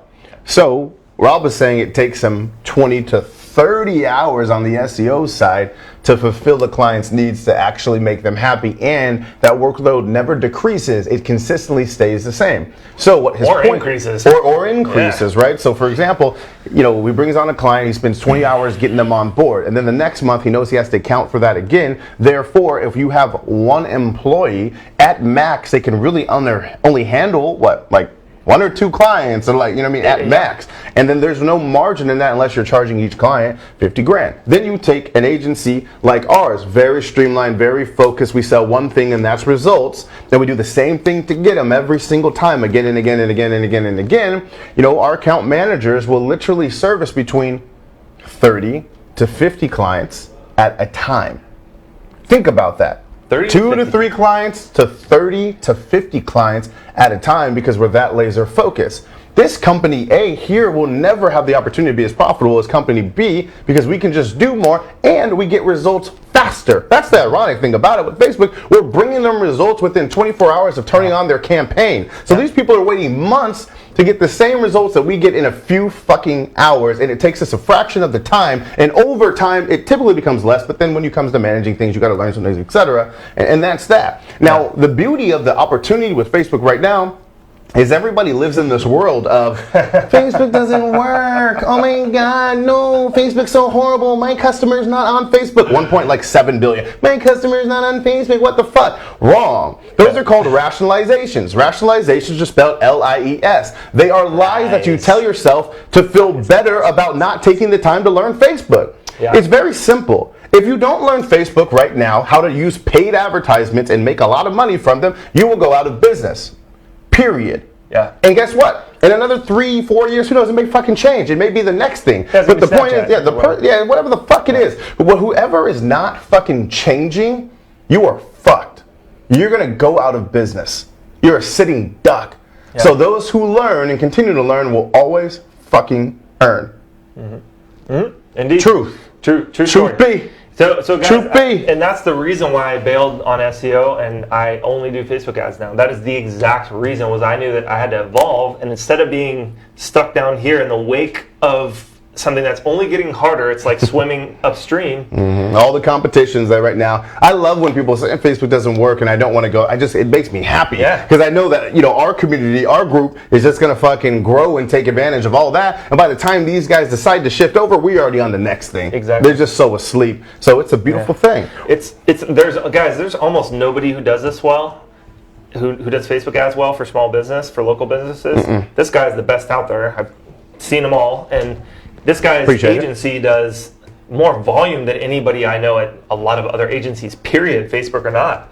So if you guys want to understand what the marketplace is like Billy has just served a tiny shrivel of what's out there. There's so many people that need help with this. There's so much opportunity out there. Yeah, a lot of people, a question I get all the time, Rob, sorry to cut you off, is people say, Billy, if you guys are so good at what you're doing, why would you ever share with other people? And I always respond like, dude, if I'm the best attorney in the world, I still can't defend every fucking person in the world. Exactly. So stop being stupid, right? Like, we can be the tightest agency ever. We are. And we still can't fucking service, everyone. And again, there's certain lanes that we don't talk about on camera that we just freaking huddle up in. If it's like our niche of a niche of a niche of a niche, we just kick it there, right? And we don't talk about it. It's not on camera, etc. But majority of the shit, there's so much opportunity out there because everyone's doing it so incredibly wrong. It's just again, I think I compare it to being on YouTube 7 or 8 years ago. Mm-hmm. You get credit just for being a person that does it because no one's doing it. Exactly. If you guys,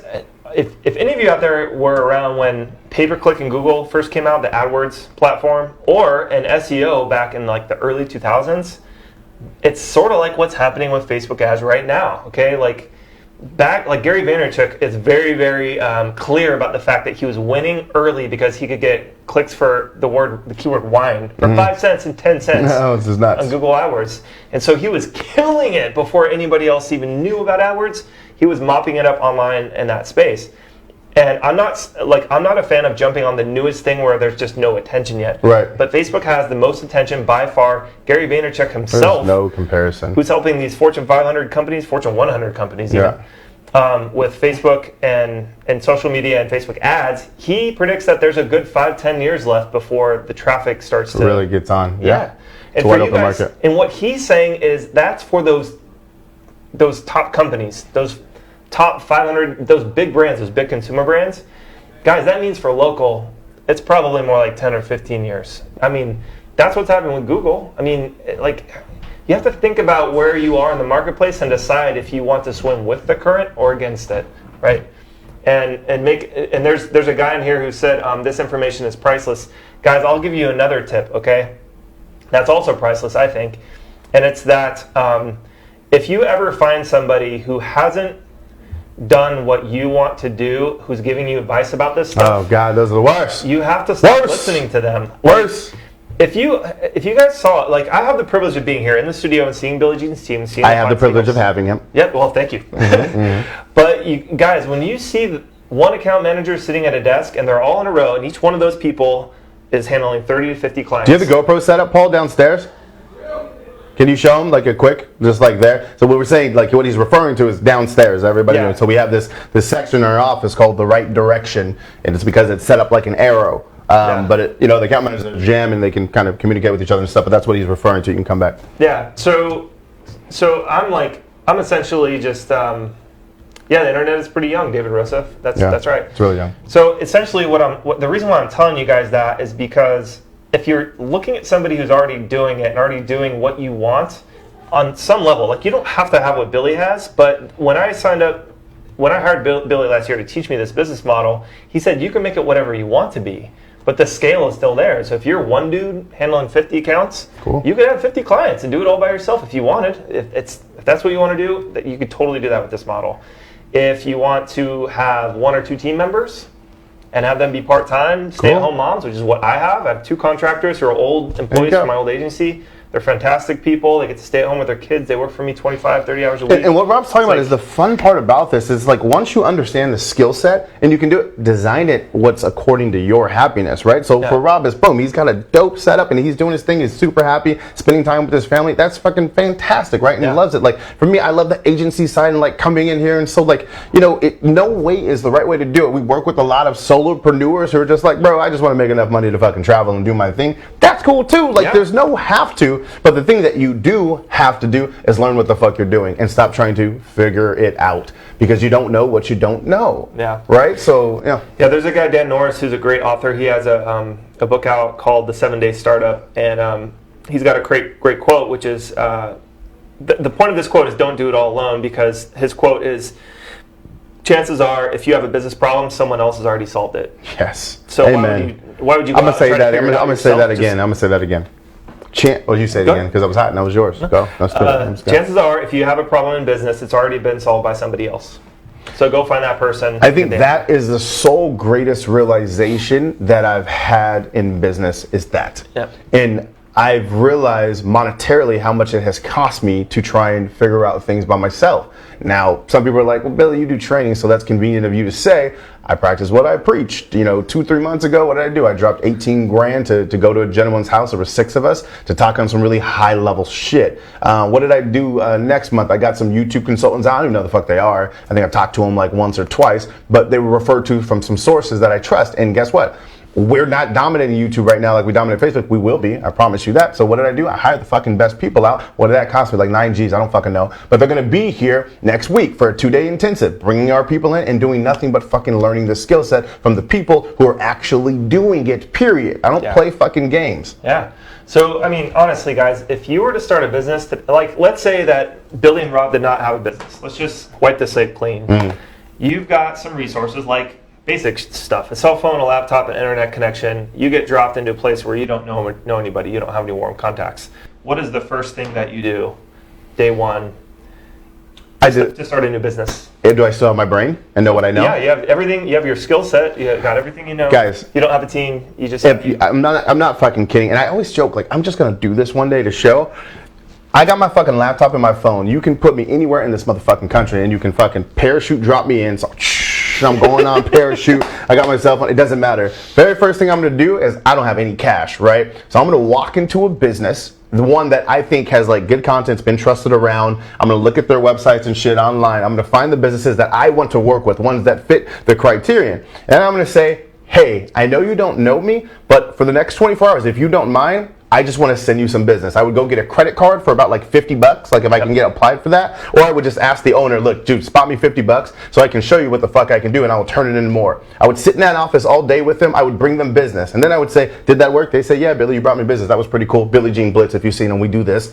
And then I would charge them money. And then I would fucking stack that shit. And I would do it again and again. I'd get like 10 businesses on board. I'd probably charge them all $2,500 a pop. And I would do that for the first month. Then I would get a nice ass apartment. I would get it set up. I would build out a little studio and shit. And then I would hire on an account manager to run those accounts for me. So I would train somebody, have them sit next to me every single day for about 3 months so they get it. I would step outside of the business so the agency is kind of running itself again and again. I would use Facebook ads to find more local customers using the clients I took in the first month as case studies, and I would grow the fuck out of it from there. Then I'd really get my shit going and say, hey, do you guys want to learn how to do this too? And then I would teach them too, and I'd be right back in the same fucking position I'm in right now. Ding, ding, ding. Like a boss!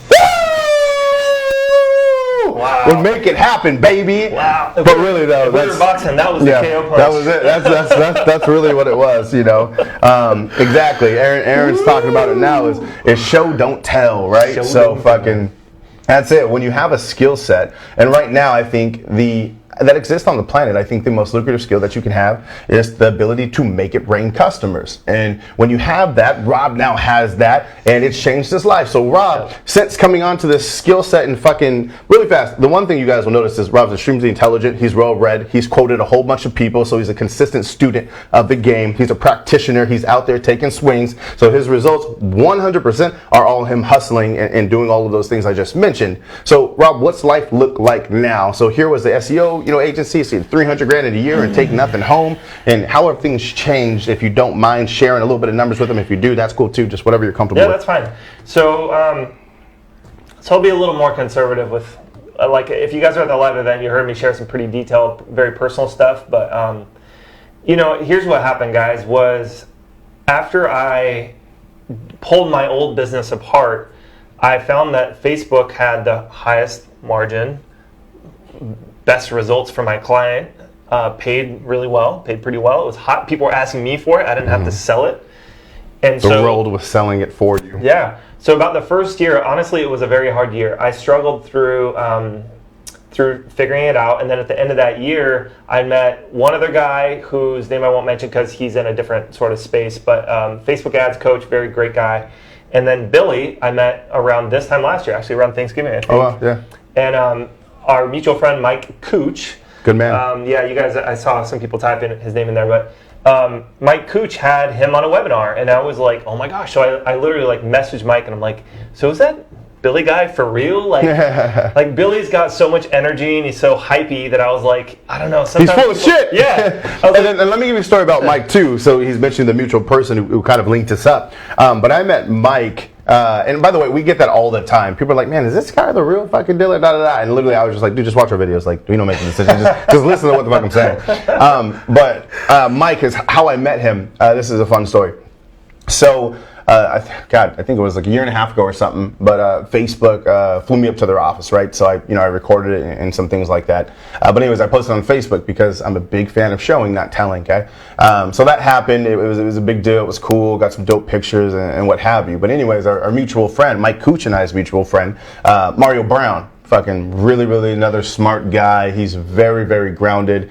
That's a guy who keeps me disciplined about my money. Like, he's the first thing he said, Billy, your business is growing, save your money. He's like, from Germany. He's like, this is what you'll do. Yes, whatever the fuck his accent is. He gives me, this is a fucking light-skinned black dude, tall as hell, that speaks German, and she's crazy. But anyways, but Mario gives me all these tips. He goes, Billy, I'm having a mastermind. I'm a part of a mastermind. Do you mind coming to this group and sharing what you learned at Facebook? So the attraction method, right? So I had an experience that other people wanted to learn from. As a result, I got invited into this group. So I show up, it was here in San Diego, and there was like 7 of us there. And I didn't know who any of these guys are, because guys, I didn't really know the internet marketing space, so to speak. Like, I was just a kid trying to make it happen. So I wasn't really hip to this whole world. But anyways, there's these guys in there, and they're big players that a lot of you probably heard of or whatever, and they're like just talking about their business and stuff. So I went to this thing twice, and I was talking about my business and where I was at and scaling, and there was these guys, Mike and Josh, there, and they're like, dude, like, we built our whole business off the local space, like, we should do a joint webinar together. And at the time, I was like afraid of the internet. I'm like, dude, I don't trust anybody, I don't know about that. But we did a joint webinar together,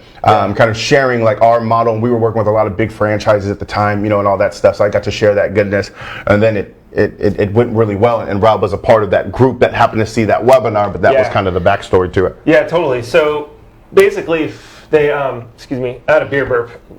Billy was not keen on teaching people this at first, is the sense I got. Is that true? Yeah, it was because I did it. So like 3 years ago, when like I was really like hardcore just doing stuff by myself, I was more of the role of like have 1 or 2 people come to the house and we kind of just figure shit out and do it. A lot of people kept asking me, will you just show me this? So I did teach, and I only taught one-on-one.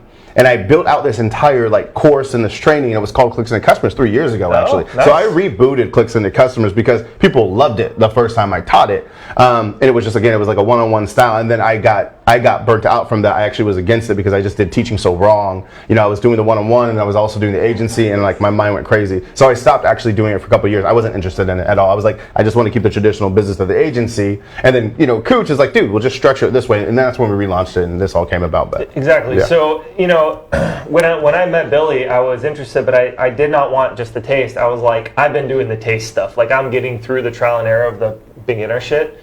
but I really want to make, like, I want to know, number one, is this a business model that you can scale? And he's like, well, we're doing like multiple six figures a month, so yeah. And then and I'm like, okay. And then, you know, he showed, again, he just showed what he was doing, and I was like, in my mind, I became a believer very quickly that I could make this business model something that will work for me. So then I just jumped in. I was like, well, how much is it to teach me the whole thing? You know, and like everything, SOPs, like procedures, sales, like fulfillment, like all. Yeah, they came in for a day in our old office. We weren't even in this one. They came in a day. We like showed them all the different roles of the company. And that was like the first iteration of camp, was like this thing that they called the partner program. It's not the same partner program as today, so but it's basically, guys, like, that's why I paid Billy so much money. I paid him much more than it costs now to learn the skill set and the business model, because since then Billy's helped over 300 people. It's like 320, 330 in our camp program. And it's in the big program. Clicks and customers, we have thousands of people take that. So that's been thousands. Nice. So I mean, since then it's just been refined, improved. There's a lot more done for you-ness. There's like campaign download templates in there. So if you meet a chiropractor and he says, yeah, I want to try it, you just go get the chiropractor campaign in the portal. And I think the best part about our program, it's called CAMP. So people are like, why do you call it CAMP? It's Customer Acquisition Masters Program, right? Because it doesn't matter if Facebook's the traffic source or anything else. The same process you take to acquire customers is going to be the same. But the fantastic part about it now is our community is so dope. Like, we have imagine literally like 300 plus local marketers, everyone just serving local marketers that are doing Facebook advertising, sharing what's working and what's not. So once a week on Tuesdays, I'll review calls, and we've done them for fucking every different industry you could imagine, from like your chiropractors to like your tutors to like literally anything local. And sometimes we'll go through some of our funnels, like webinars and selling physical products. We have business owners in there, so you'll have actual chiropractors, and our community in the group is like ridiculous. So like Rob is like one of our teachers. So we just started this thing called Office Hours on Thursdays, where my team, the ones you saw downstairs, Paul, if you could go back and show them, is actually on a call. Rob's on the call. People who are like practitioners, just answering questions. We got superstars like Stephanie Blake, who's on this chat right now, who are part of it, and Tracy. I see some of you guys here right now. But you get this fucking community of all of these really fucking smart people sharing really fucking smart things.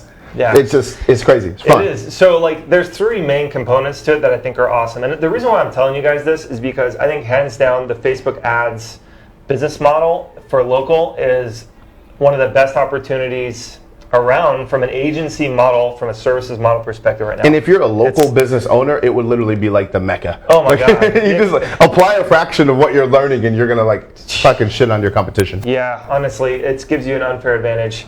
And so here's the three components that I like about it best. Number one is Billy's agency has already tested a lot of this stuff. If you guys have done services in the digital marketing space before, you guys know that the most expensive part, the most time-consuming part, is figuring out what works for your client. It hurts. It's so painful. And if you're it takes a long time. It takes a long time. Your clients hate it. Getting them to pay for it, they hate doing that. They want you to have already figured it out. You know. Mm-hmm. But guys, honestly, if you like doing that, then this is not for you. Like, if you like figuring shit out and you want to go work at an incubator, then go do that. But that's not what an agency was built for. An agency is meant to churn out cash, and it's a recurring revenue business model. I cannot stress that enough. So how do you go out and do that? Well, you've got a person who sits in a desk. It can be you or somebody else. And you sit down and you do a free trial for a client. If you have 0 clients, you do a free trial for a client for a week, and you say, I have a proven model that I know works. It's been tested to the freaking cows come home by him. You don't have to say that. And our members. And the members. Everyone's testing. We learn shit every day. Yeah, so like the whole community has tested it. Over 300 entrepreneurs plus the Big Daddy. And I just want to run it for you for free for a week. Just give me like $100, $200 for ad spend. All that goes. And I want to actually talk a little bit about why I'm a fan of that model of earning business is what it is, right? Like, think about it. As a business owner, treat others how you want to be treated. Like, before you give somebody a whole bunch of money, you want to know, kind of have an idea of what you're getting. So when I was first doing this as a solopreneur, not as an agency, just trying to make a buck. Yeah. I remember nobody knew who I was. You know, I was in my low 20s, and I was calling these business owners who were like seasoned and shit, and none of them listened to me. So my conversation, out of frustration, because I knew I had a skill set, I got mad. So I was like, dude, just let me do this for free to earn your business. and I saw the way that the conversation changed, because what I realized quickly is that no marketer does that. Yeah. No one's willing to do that. So a lot of people actually, I want to address something. Aaron Vasquez here too. That guy's dope as shit. Smartest guy. He's here too. Whatever. But one thing I want to point out is a lot of people will ask and they say, Billy, I have a client. They gave me money. And it's a chiropractor, and they just like, they said $1,000, da da da da. Okay, so what do I do now? And that's wrong. What you do is you give them their money back. Step one, return their money. You don't know what you're doing yet, and it's not anywhere close. Let me be very, very clear. As easy as just copying a Facebook ad. There is so much you need to understand about how to deal with the clients, how to deliver, like what responsibility is theirs, what responsibility is yours, automation sequences, what you need to change, because no client is the same. It's never just going to be drag and drop. You always have to make changes according to several variables. And what are those? Like, there's just so much science that goes into it. Therefore, if you are in the position where you feel confident you can, deliver some results, don't charge them. Why? Because that's how you would want to be treated. Yeah. Yeah, and the reality is that it's going to take you time to figure all those things out as you go. And that's the purpose of earning their business that way, is being transparent about it, saying, look, I don't have everything down to the science yet, but I still think I can help you and deliver value. And my shot's going to be way better than the shot you take, so we can definitely work. And then obviously, over time, like you definitely, like, now we've been around agency, we have enough fucking credibility. We ain't testing shit. You want us to work together. You dropping big dollars to do it, right? And that's what ended up happening for me. And like, to answer your question, you asked, what does it look like now, right? So for the past almost 2 years now, it's looked like, at the beginning, I did the trials because I just had to approach people and say, look, I have the skill set, I'm pretty good at it, but I don't have it dialed yet. So what I'm willing to do is to do a trial and to get, for 2 reasons. So to earn your business. And to get better. Yep. And also because I need case studies, and I would love to make you a case study, meaning I want to get you such good results that you're so happy that you don't mind me sharing this. So I can show, don't tell. When you can show the results as opposed to telling people how great you are, that's usually when you make money. So can you give them some highlight stats of some campaigns that you've ran personally that Rob has done? And he's doing some crazy things. Yeah, so now, this year in particular, it's like, this is like by far the best year I think I've ever had. So essentially what I've done is I've hit in the stride where I've scaled, and I've got case studies and data, which I'll share with you now. But so I'll quickly lead with like what that's done for me and our family. So now we've got a steady stream of recurring income. It's well into the 6 figures. And I don't have any employees to speak of. I've got 2 part-time contractors. One's a campaign manager. These are former employees from my old agency, SEO agency. And one is basically turned into a campaign builder, so she helps us build a campaign. And one I've met, and she's fantastic. Yeah, so they're great people. I love working with them, but they work from home. We just use Slack, and a couple of other online tools to manage. I've just chosen it to do that way. It's less overhead. They want to be there with their kids. If something comes up, they can just take care of it. Right? Notice how he designed it for his life. What works for him? Exactly. So here's what I've been able to do, though, is I can now use the case study information, and I'll share with you some numbers, some of the stats I've gotten. I can share those numbers with a business owner, demo what I would do for them to get them the same results, ask them to sign up, and if they say yes, I pass it along to Betsy. Boom. Guys, I can't tell you how beautiful that is. It's a beautiful thing. So now all my time, I have more income than I've ever had. I've got more free time than I've ever had, and on top of that, our income continues to steadily increase. I'm getting consulting, inquiries now, and that feels great because people are saying like, consulting's great. Yeah, it's fantastic. So, at this point, I'm like hitting my stride with where my agency's at, and that was only a few years ago. Thanks for all the love. I appreciate you guys. Woo! And real fast, Christina Nelson's here. She actually just flew out to San Diego with us, hanging out. She's a fantastic lady, by the way. But she says 100+ new customers in 2 months, $64,000 plus ROI. Wow. She actually owns several Pilates studios, so she was the business owner we were talking about who can actually apply it. This woman is a beast. Yeah, you would never know. She's so unassuming. She's the sweetest lady. You meet her, but she's balling on you and you don't even know it. Seriously, she's so soft-spoken. She's great. Very, No, she's gonna kill it. So that's the end result, right? But I'm sorry, help me go back to what we were talking about. So we're talking about the stats of some campaigns that you've ran to give them an idea. That's right. Okay, so listen, guys, I specialize in the health and fitness niche, right? So I've got some gyms that have gotten some incredible, like, home run results. I consider these glowing case studies. I'll tell you about the one that I talk about all the time, which is my local gym over in my neighborhood. So this is a single owner gym. It's not a franchise. Single owner poured his life savings into this place. Pretty large facility. It's like by square footage, it's big. It's in Liberty Station, which has no signage. Liberty Station used to be, if you guys have ever watched the movie Zero signage. You ain't seeing nothing in there. You ain't seeing nothing. It looks like the barracks from the movie Top Gun because it used to be the barracks from the movie Top Gun. Yep. And so... Wait, did it really? Yeah. There you go. Didn't know that. Yeah, and that's why. So it's a historic place that got turned to be a commercial place like 10 years ago. And, Okay. and the Navy and the government used to own it. And now that, all these changes have been happening with His point is you can't see shit. Yeah, if you don't know about this place, you're not finding this place. You don't know what businesses are in which building. It's like you need a treasure map almost, right? So there's no signage. It's very difficult for a business to get foot traffic or street signage in this place. However, it's in one of the most expensive zip codes in San Diego. It's got a ton of tourism around it. It's got several Navy bases around it, so there's constantly people there with disposable income. So it's a fantastic location, but when I came to them, they were struggling because nobody knew about them, basically. And the reason why I know that is because now it's 3.5 months later, and they're balling. Nice. So what happened was they started with us, and the sales guy who signed me up was asking me what I do. Again, you guys talk about what you do when people ask. Guys, you got fucking one of his best clients from a conversation. Yeah. So working out. He's signing me up for the gym, and we're just chit-chatting while he's punching my credit card information in. And he's like, oh, really? We do Facebook ads. It doesn't work. And so we love that. That's the green light. Yes, it doesn't work. Okay, That's right. Your screen, show me what you're doing. So he's showing me all the stuff that he's doing, and in my head, I'm like, mistake, mistake, mistake, mistake, mistake. And he only knows there's a mistake because he's been at this shit every fucking day, practicing, preaching, doing it, etc. So he's able to identify those things. Yeah, so I'm identifying in my head because I know what needs to go into it to do it right at this point. I memorized it by heart, right?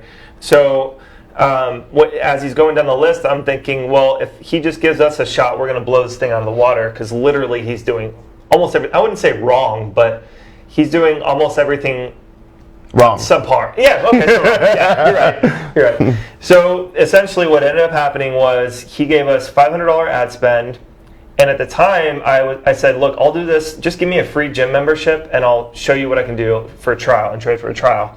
And so he said, okay. So I went back. So we got a free gym membership. Yeah. I didn't even know that's hot. Yeah. And then they paid for the ad spend, so he's like, we can do $500 for the month. So we put the campaign together, he approves it, we start running it, and immediately it's just like, I mean, it's just taken off, right? And so he calls me the week after and he's like... Here's the fun thing. Rob, how long did it take you to put together that campaign? Like, dude, I'm not going to lie, probably 12 hours because it was my first gym. Oh, okay. Got you. So fair enough. Or first, I'm sorry, not my first... If you had to redo the campaign, and 12 hours still for the results they got, fuck it, whatever. Yeah. But now that you know what you're doing, how long would it take you to put together that campaign? 2 or 3 hours. And I wouldn't even do it. I handed it off. And we've done that. Like, now that we've gotten this client, a bunch of other ones have come, and my campaign manager just does it all. So, and it takes her 2 or 3 hours. It's crazy. Not a bad business. Yeah. So he wasn't actually my first gym client, but he was my first client that I'd used this specific 2-step funnel for, if that makes sense. So essentially he had a fantastic video, and I knew that the video could do most of the selling. People most just need of the to know it conversion. exists. Exactly. Yeah. So we made a Facebook ad to a landing page with this fantastic video they had. I helped them craft an offer that people actually gave a shit about. Which is where 99.99999% of businesses get it wrong. Exactly. And after that, this was the key, guys. If you guys can find a business who has a great salesperson or a great sales system behind it, get over here. This guy. Sorry, my dog just trying to walk in. Boy, you're really cute, but you're a troublemaker, dude. Yeah, little fucker. This guy had a CRM and a dialed sales system. So I knew, and his literal words to me were like, if you can get people to opt in, I will get them in here and close them. I just need for them to You got to love that hungry person who gets it.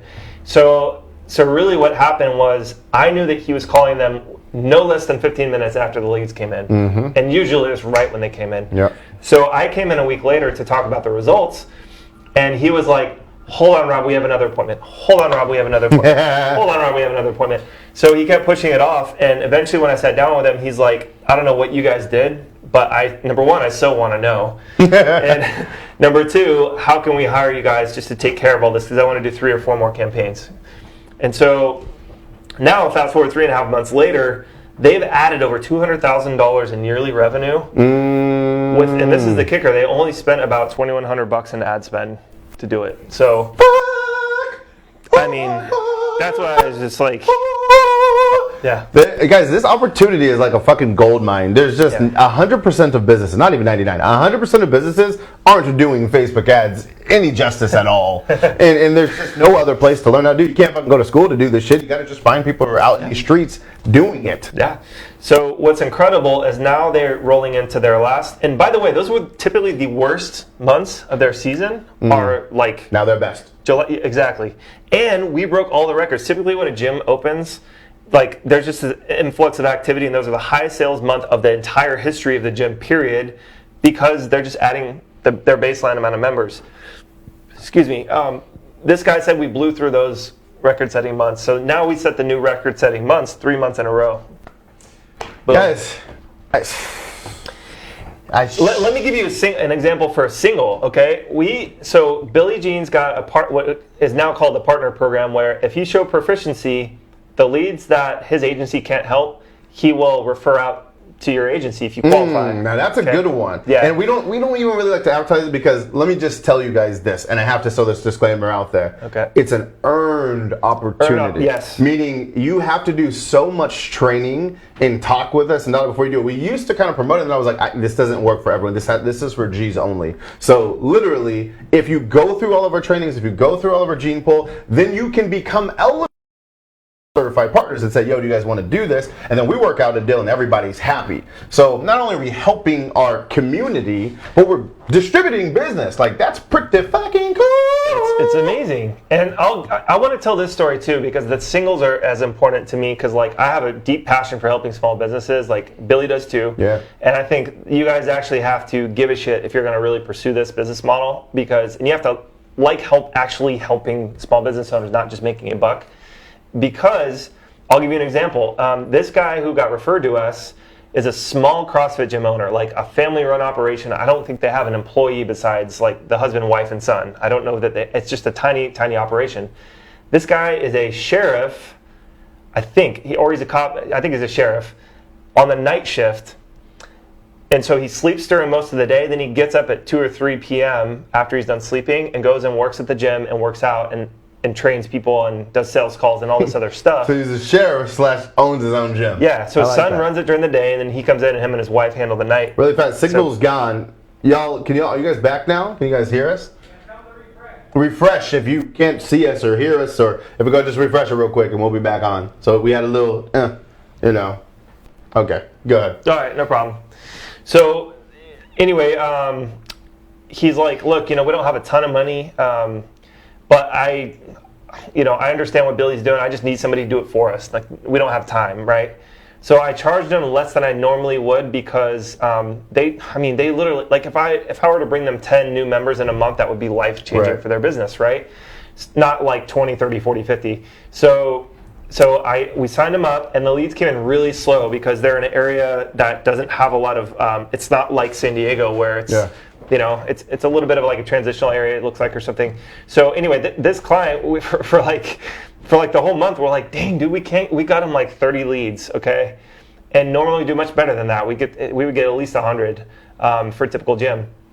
So since he's sleeping during the day and working through the night, this guy's a little bit hard to get a hold of. So our campaign manager, Betsy, was trying to get a hold of him and make sure he was happy and see if any sales were coming through. And his month had passed, and there was something wrong with our billing system, and it was like we didn't have him on auto pay, so we had to collect his information again to get him to pay. So when we finally get a hold of him, it's not because of any other reason that he was unhappy. It was basically just because of his gnarly schedule, and he told us that he had closed 9 new members in 30 days for $500 in ad spend, which is... How happy was he? He was ecstatic, guys. That's like $1,800 in the first month, and about $18,000 in annualized revenue added to his business for $500. So, and he's got a whole sheriff on the side. So here's the fucking fun thing about this, and not to get all corny or what have you, but talk about changing people's lives. How nice is it to be able to change your own life, do for your family, while simultaneously helping out other people? I don't think it gets better than that. I don't think that's corny. I think that's the coolest fucking thing I've ever heard. Yeah. That's what I've... Yeah, and it is. And so, like, I don't think there's any... Like, we've had multiple clients who call us crying because they were about to shut the doors or, you know, something bad was happening. Because, you know, it is with business. You don't really know people. You don't really share the full story. So you really never know how you're impacting somebody. So there's nothing that, you know, is more empowering than possessing a skill set. I can't stress enough, it's a skill set. It's practice, it's earned, just like any other profession, medical, attorney, whatever. But there's nothing better than having a skill set to literally be able to change someone's business like overnight. It feels really fucking cool to just, with the brain and a couple tools, when I say tools, I mean your phone and your laptop, things you already possess, and being able to change the trajectory of someone's life and how they provide for the family. I genuinely believe there's just nothing fucking cooler than that. Honestly, guys, if you have... So I grew up with the men in my family and my extended family being in small business growing up. And if you guys have ever felt that what it feels like to struggle as a small business owner, or have your family or your friend's family struggle as a small business owner, I can promise you they're the last people to get help like this. And so it's really sort of the unsung hero thing. Like, that's why I like Marcus Lemonis so much from The Profit, that show, because that guy is dedicated to helping small business owners. And he cares, And guys, you know, like, I don't know if you realize this, but you know, a lot of people don't really care for corporate America. Like, the top corporate brands, like, people have this disdain for them, and like, rightfully so on one hand, maybe, you know, it's perceived, and on the other. But I don't think people realize how much you have the status. Like, 95% of the businesses in our economy make up our economy. Yeah. You know, the small business owner gets so little help in this department, and they're so far behind. It's so hard to make it. And particularly in this case, just because the speed of how technology is changing, again, you can't go to Harvard's business school and learn this. No. Like, there's no medium. There's just people who are practitioners, which I love. I'm so sick of general fucking education. I think the only, like, I'm seriously contemplating having our daughter, for her schooling, maybe she'll get the grade school fundamentals, but once high school comes around, doing nothing but getting mentored by the most successful people in the areas that interest her for a year. 2, 3, 4, and nothing else. With hands-on experience, I genuinely believe if I were to do that, she is going to accomplish whatever she wants to, and then a whole lot more. Indeed, and I think that's where things are going. Like, if you look at the stats too about employment, right? There's jobs, like the traditional job ladder after college is just like crumbling apart. Like, it just is. And so there's two things about that. There's more specialists being created. Like, for us, like, people like us, like Billy and I, and some of you are going to be the ones to teach Billy's daughter that very thing. Yeah. Like, I can't tell you how many inquiries I get a day for me to teach this stuff to other people. Yeah. And I can't tell you how good it feels. Like, I have a friend who's a realtor, and one day her son came in, and he's at a charter school. He learns a little differently, and he's had problems in traditional schools, but he really thrives with, like, me sitting there at the computer helping him and showing him how Facebook works. And he takes it and he goes home and he applies it, and he's really interested in YouTube and gaming and stuff. And I'm like, dude, start a YouTube channel. Exactly. There's so many ways to get it, and it's fun. And I think you guys, the thing to take away from that is that if you can become a specialist, you're going to make more money, not less. The demand for your services will go up, not down. You're going to save time. You're going to save time, which means more profit, more money in your pocket. You're going to save gray hairs, which I have a lot of. Actually, I don't have any hair, really. The reveal, yeah. But, like, the other part of this is, like, go where the attention is, too. You know, like, if you're learning if you're learning Sanskrit right now, you got to understand that's a passion project. That's a hobby.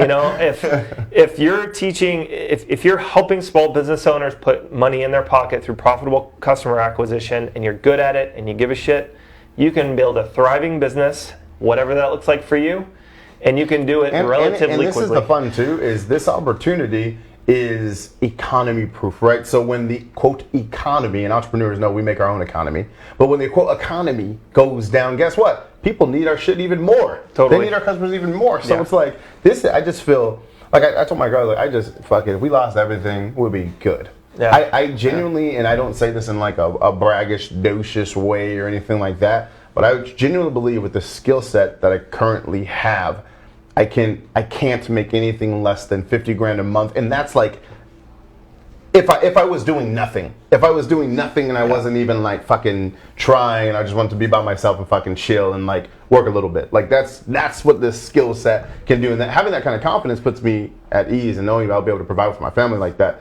is very, very important, exciting. So, Joe has a good question, real quick. Let's go into live Q&A, and I was just going to say, because we're going to kind of wrap it up because I have an appointment. Yep. But so we'll bang out some questions for you guys, and then we're going to kind of call it a Qzx. Paul, also make sure we're still recording too. That nothing we're fucked up with the recording after this is very, very important.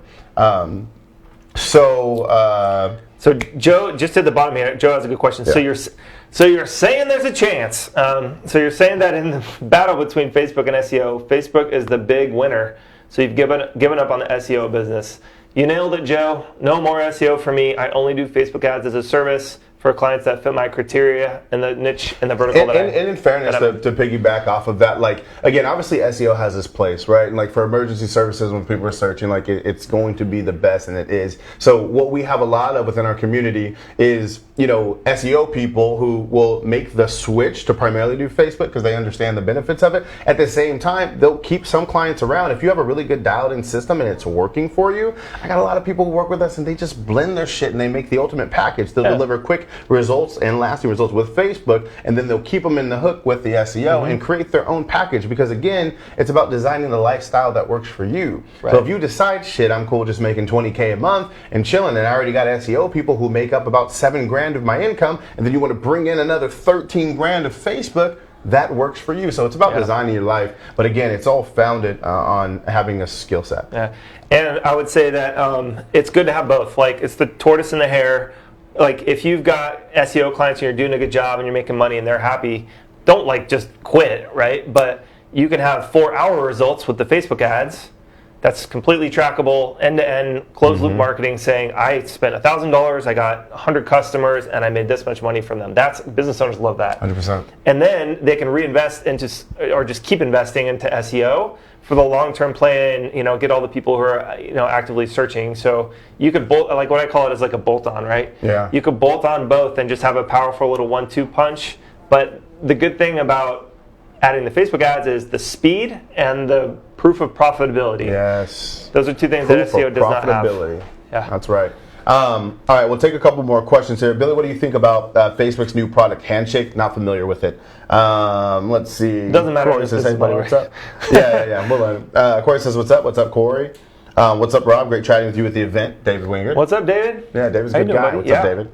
Met so many good people at the event, by the way. Oh, my God. It was fun, yeah? Yeah. I'm glad. Ryan, what about if you want to start up an agency with no experience doing the actual work, but can sell? I'll give you two things there, Ryan. Number one, so what if I want to start up an agency with no experience doing the actual work, but can sell? This is what I'll tell you, Ryan, and this is to everybody out there, okay? Very, very hard. Takes a lot of time. Yes. You will fuck up a lot. You will fail many, many, many times. You will lose clients, right? You'll get to the point where you may want to quit sometimes. But the end of the road is so fucking rewarding. So what I would ask you is probably the most important question. I'll ask all of you guys this. Do you actually like marketing? And does it make you happy? Because if it does not, you will hate this. And you will end up quitting, and it won't work. You'll be very mad at yourself. But if you enjoy marketing, helping small business owners or medium-sized business owners or even large, and like that, you get a kick out of that. It makes you fulfilled, and that's for you. Then 100% this ride is worth it. Now, one of the advantages within the community is we got people like that all the time who they're not strongest with the tech side, but then they'll partner up with somebody who's really good at it, and then they focus on the selling or whatever. So literally every single day, if you look in our private Facebook group, you see little couples and power teams being built up like that. So that's totally cool. But again, if you're not willing to go through a link to Camp for Camp, you guys, it's an application process, because again, I genuinely mean this. It's not a sales thing. We don't let everyone in because it doesn't make sense for some people. You're not there, or maybe you would have answered that question. So you have to go to clicksintocustomers.com and use passcode BOSS. And then somewhere in the notes just say I was watching the live chat with Rob and Billy, and that's how I heard about you guys. But you have to go there, and there's a lot to learn about it. But again, clicksenditocustomers.com, use the passcode BOSS, B-O-S-S. I think it's on our cover photo too. That's where the application is. But there is no just sign up and pay, because we don't roll like that. We're very picky about the community, not in a bad way. We just want to make sure we get fucking legit people who aren't looking for fucking get rich quick schemes and shit like that. Not saying anyone here is like that, but you know what I mean. Yeah. So. Yeah, and honestly, like if Thank you, a Stephanie. lot of you guys are asking how you can get access to camp. So Billy just gave it to you. Yep, Stephanie just posted it. And if you guys have questions for me, just friend me on Facebook. I'm pretty easy to find. And, Rob Bailey. Yeah, I'll connect with you for sure. Just mention that you saw us today, because I get a lot of people from strange places. That's right. Wanting to like me. Or wanting to friend me. Let's see. Rob, what is your experience with Billy Jean's training / methods? Do you recommend that everybody here jump on board today? So Billy just covered that basically, but guys, if it's right for you, then yeah. If you really want this, then yeah. If you like pain and punishment, then yeah. Because here's the thing, guys. It's not a business opportunity. It's not an internet marketing course. It's not. Thank you for stressing that. Yeah. We like to align ourselves closer to like a school or a training facility, something like that. Think about it this way: if you're going to go in and to get a master's program and earn while you learn, like that's the level of dedication that you would want when you go through this. Because if you just buy something and it sits there like a book. If you buy the book and then the book sits on the shelf, you don't get anything from the book. All the values in the pages. Yeah. So you gotta be able to put the time into it. You gotta want the results. Work through your strengths and weaknesses as you learn the skill set, right? Because sometimes, it's probably not what you think it is, to be honest. Like when you get in there, the tech side is not that bad. However, if you're totally not techie, there is technology involved. So it's hard to say, should everybody join? There's a common theme with everyone who is really kicking butt with the program. That's a good. And the common theme is this, is they're just in there all the time practicing. They're using the resources. They're coming to the office hours. They show up to all of the calls. They share their successes, and they share damn guys, I'm having trouble. My favorite story, I think, of the entire program is when I think it was Deanna and Cheyenne.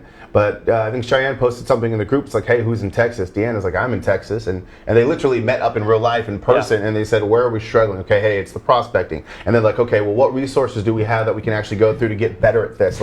To me, that was the most fulfilling / rewarding / this is what makes the community awesome, is to see that. Right, they're in it for the long haul. Again, everyone in this community, you're in it for the long haul. You get it that the world is going this way, that everyone has to learn it. And as Ryan just brought up in the chat, he says he has his bachelor's degree in advertising.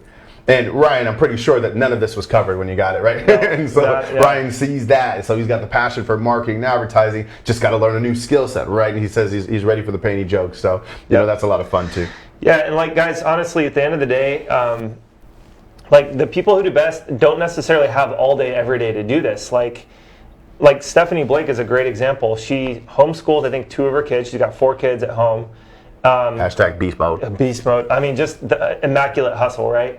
And she has very little time to execute, but she executes with the time that she has. And now, finally, more time is freeing up for her to work the business more. But that girl has a fantastic business. Just part-time income, but the difference between her... Retired her husband, swag. And now he's starting a business of his own because they can afford to. More swag. Yeah. Geez.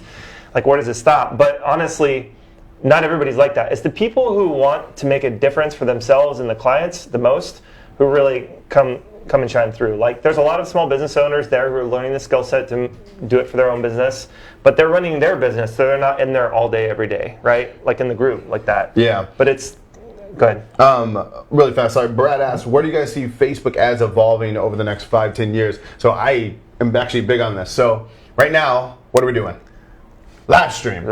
I cannot stress enough that live stream is going to be so grossly popular, and that is the reason why I personally invest about $30,000 worth of equipment, as you guys see in the office with the cameras and stuff, into it, because I genuinely believe this is the ticket. I would get all of your resources. If you're not comfortable on video, the best advice I could ever give to you, get the fuck over it and get on board, because I think live stream is going to be huge. I think live stream is then going to be the catalyst to bring everybody to virtual reality. And when you can put on your virtual reality glasses and go live and see someone's environment, those 2 things are going to change the way the world works. Yeah. That's how much I believe in that. Yep. Yeah, so for right now, organic, use Facebook Live. Paid, use Facebook advertising. Powerful 1-2 punch. Yep. Any business can use. Yep, it's good stuff. So I don't think Facebook's going anywhere. A lot of people say, well, what if Facebook goes out? I gotta be honest, 1.7 billion people. That's never ever happened, by the way. Like that's not any. There's nothing in the world that is used on that level. No. Like. So yeah, I would keep that in mind. Don't worry about where it's going. Just get on the train right now and enjoy the ride. And then hey, and then when it shifts right, like go right, and go left. You know what I mean? Just continue learning, right? So that's the fun thing about like we got a membership site called the Gene Pool, and every month we teach a different skill. And why I'm investing heavily into acquiring members for that, because I believe this skill set that we're talking about is going to be like the digital version of the gym, right? Like people go to the gym to like stay healthy. I think people are going to have to find some kind of training program for them to stay current and what's going on. So, last month we taught live streaming. Then before that we taught videos and just really keeping up to date with the times and the skills of that. This month we're teaching prospecting. So right now you struggle because you just can't get enough clients. That's why we do that too. So you don't have to figure it all out on your own. That's the recurring thing. Because that's what lames do. That's what lames do. And also every time you don't get help, what happens? A kitten dies. A kitten dies and a dog loses its leg. That's right. Anthony says, can this marketing approach work for a bar? Answer is yes, and it works for any business. Like it's like saying, does marketing work for business? Of course it does. You just got to tailor it to that, right? It's going to be different. So if your question is, does it work for my industry? I'll tell you, like I've told my very first client, yes. That's the short answer. And then I just partnered. I have an investing stake into a partnership with two ladies who own a bar up in Las Vegas called the Velveteen Rabbit. We did some live streams with them. But that's how much I believe it can work for bars, my friend. It's a real thing here. Yeah. Any other questions? Sorry, guys. You got to run, and I got to hit the restroom. We got double runs there. Any last question that you guys are dying to ask myself? Ask Rob. And I can answer. I'll go back and answer some of the other questions that we missed manually on the computer later if you guys want. Cool. Anybody? Going once, going twice, going 3, going 4, going 5 times. I think the moral of the story here is Facebook wins. Facebook knockout in the first round. Facebook wins. Yes. And guess what? If we did this 7 years ago, it would not have won. No, really, honestly. But it wins now. Yeah. And guess what? We'll do another one of these when it loses. Exactly. But that's not anytime soon. That'll be billyface.com. That's right. Yeah. That's right. Let's see. Ryan, it's time for me to take action. That's a good thought right there, Ryan. Joseph, I submitted the application but got an error. If that's the case, then message us on Facebook. Let's see. Thank you, Kristen. Thank you guys for your time, and I appreciate you guys. Joe, that's good to know. So Joe had an error. So Joe, message us on Facebook. Yep. Really, just literally click message like on this page, and we'll talk to you. And I'll talk to the team about that. All right. Cool. Kristen says, thanks for your time. Thank you for being here. Thank you guys all for being here. I hope did everyone learn today? Yeah, was it worth it? Fun? Was this good? I hope so. Yeah, we were out here spitting some fireballs. I know. I'm just Bob's out here. You tell the truth and shit. I love it. Truth bombs. They don't call me the Reverend for nothing. They don't. All right, cool. Be cool, but don't freeze. We're out of here. Paul, go ahead and kill the stream. Thank you guys. Later, all the cameras.